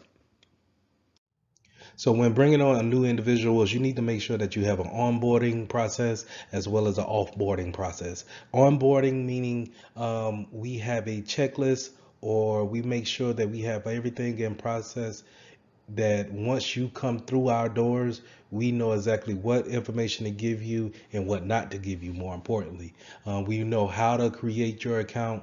We know how to give you permissions to where you can print to certain printers, be able to share files within your first day, and you're not sharing out of your scope of the things that you need to do in your work day. So we want to make sure that HR has the proper person policies, making sure IT has their proper policies as well, and that everyone that we bring on, that is it's a almost a cookie cutter type deal to where everyone has the same process. Also, we want to make sure that we do the opposite whenever we let someone go, someone gets fired or quits, or God forbid passes on. We want to make sure that we have a offboarding process as well, making sure that we take away permissions, we take away cell phones, any kind of tablets that they may have, laptops, tokens, anything that we have given them. We need to make sure we get that stuff back. And we also want to make sure that there's a policy for that, as well as a checklist for that, making sure that, hey, once so John is terminated from this job, the proper personnel is aware, not only just the security to make sure that they are escorted off the premises, but to make sure that the proper personnel is in IT knows that this person is gone, so we can disable his account or her account. We also want to make sure that in the onboarding process, or in the interview process, that we might want them to sign an NDA. Maybe the job that we're bringing them on for, we need to tell them trade secrets or important information that makes us unique in our field. And so in order to give them that information, maybe we want them to sign a non-disclosure agreement saying that you won't talk to anybody else if you're not selected for this job. So just making sure that we have all these things in plan to take a new personnel, as well as to offload someone. So now that we got our personnel into the office, we need to make sure that we have policies in place for them to follow on a day-to-day basis. We may need to make sure that we have separation of duties in place, making sure that they're not just have to do everything, that we have managers in place in order for them to do certain tasks that should be taken away from them. So to give a good example on that is that if a bank teller has the permissions to print a check, then they should not have the permissions to cash the same check. They should have to go to their manager or floor manager or whoever in order to cash that check. That should be a separation of the duty. Now, we have least privilege, and we want to make sure that we give them only the enough permissions for them to do their job on a day-to-day task. We don't want to over load them with permissions in order to see every file that's here on the directory. We want to make sure that we only give them enough permissions in order to see what they need to see. And this is needed because if they're compromised with their account and a hacker gets into their account, then we don't have to worry about them seeing more than what they're actually able to see. They can see only what Bob can see in the mailroom, and he doesn't have access to the marketing department. So make sure that we have least privilege in entailed on our accounts. We also want to make sure that we have job rotation. So kind of going with the separation of duties, job rotation is not having you do the same job year in and year out, or even if we want to rotate the functions that you may do quarterly throughout that year. Right. So in order to do that, we're just going to make sure that our training process is up to par, because a lot of us, the reason why we probably stay in one spot is because we can't actually train you in another spot. Right. But if we can rotate you out, then we can have you doing something totally different every quarter. Therefore, if you were, let's say, you were sneaking money out from one account to your account every month, you were just sneaking that money out, and then we rotate the jobs. Now you're not able to have access to those accounts, and we get Susie to come in and do your job. Then we can see, oh, okay, wait, we had logs of this money going to Bob's account every month, but now all of a sudden it stopped. So that's why we kind of want to have that job rotation to kind of weed out those processes that we don't have an awareness of. So we want to make sure that we have that job rotation. We also want to make sure that we have a mandatory vacation too, just to kind of, piggyback on that job rotation. Let's say if we can't rotate jobs, we can have mandatory vacations where we tell you to go home for 2 weeks and see if anything arises, any kind of different processes comes up, and now all of a sudden we found out that this was going on while you were over it. So now we can ask those questions and get those things ironed out, or we could take the appropriate actions. So, like I said, HR needs to have those onboarding processes, but we also, like I said, to have those offboarding processes, making sure that we get everything back. We want to get our laptops back, phones. We give out phones, but make sure we take them back. Make sure we change the phone number. And we just don't give the same phone number back to the new guy or the new girl that's coming onto the job, right? Making sure that we take back tokens, bank credit cards. I'm sorry, not bank credit cards, but business credit cards, just in case, you had someone that was traveling, and sometimes you forget to get those type of items back, USBs, USB thumb drives. And these are things that we accumulate over our time, our tenure at our business, and we just accumulate all this business assets, and we just don't. We sometimes a breakup, or let's say if I'm really mad and I quit the job, then do I have a policy in place to say, hey, Lee's not gonna come up to the business to give back the stuff. Can we remote wipe the cell phone that he kept? Can we remote wipe the laptop that he kept? What information was on that laptop? Can we shut it down in any other way? Because I may not get that back. Let's say if you have an employee suddenly pass on, then how do you go about respecting the family, but also protecting the business at the same time? What is the process on that? So we want to make sure that we have all those policies ironed out, and making sure that we have just as a robust onboarding processes, that we have a offboarding process that just as robust to keep the business safe, keep it moving forward, but at the same time, getting back what assets you may have given out to that employee. So when creating accounts, we want to make sure that we have privileges limited to what a user can do at their job and nothing more, right? But we also want to make sure that we put in different policies like password policies, and we also want to make sure that they don't have permissions to change any kind of system configurations. To give an example is that once I give Bob the credentials to log into a computer at work, do I really want him to add his own printer or his own device uh, at on his login account?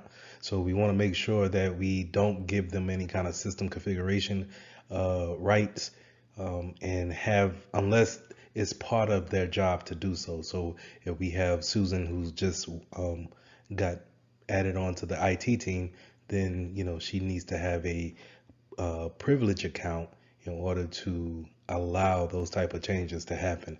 Whenever we have guest accounts for our third party vendors that come in, we need to make sure that they have an anonymous log on, something that we're going to throw away as soon as they're done with whatever business that they're bringing on to the company.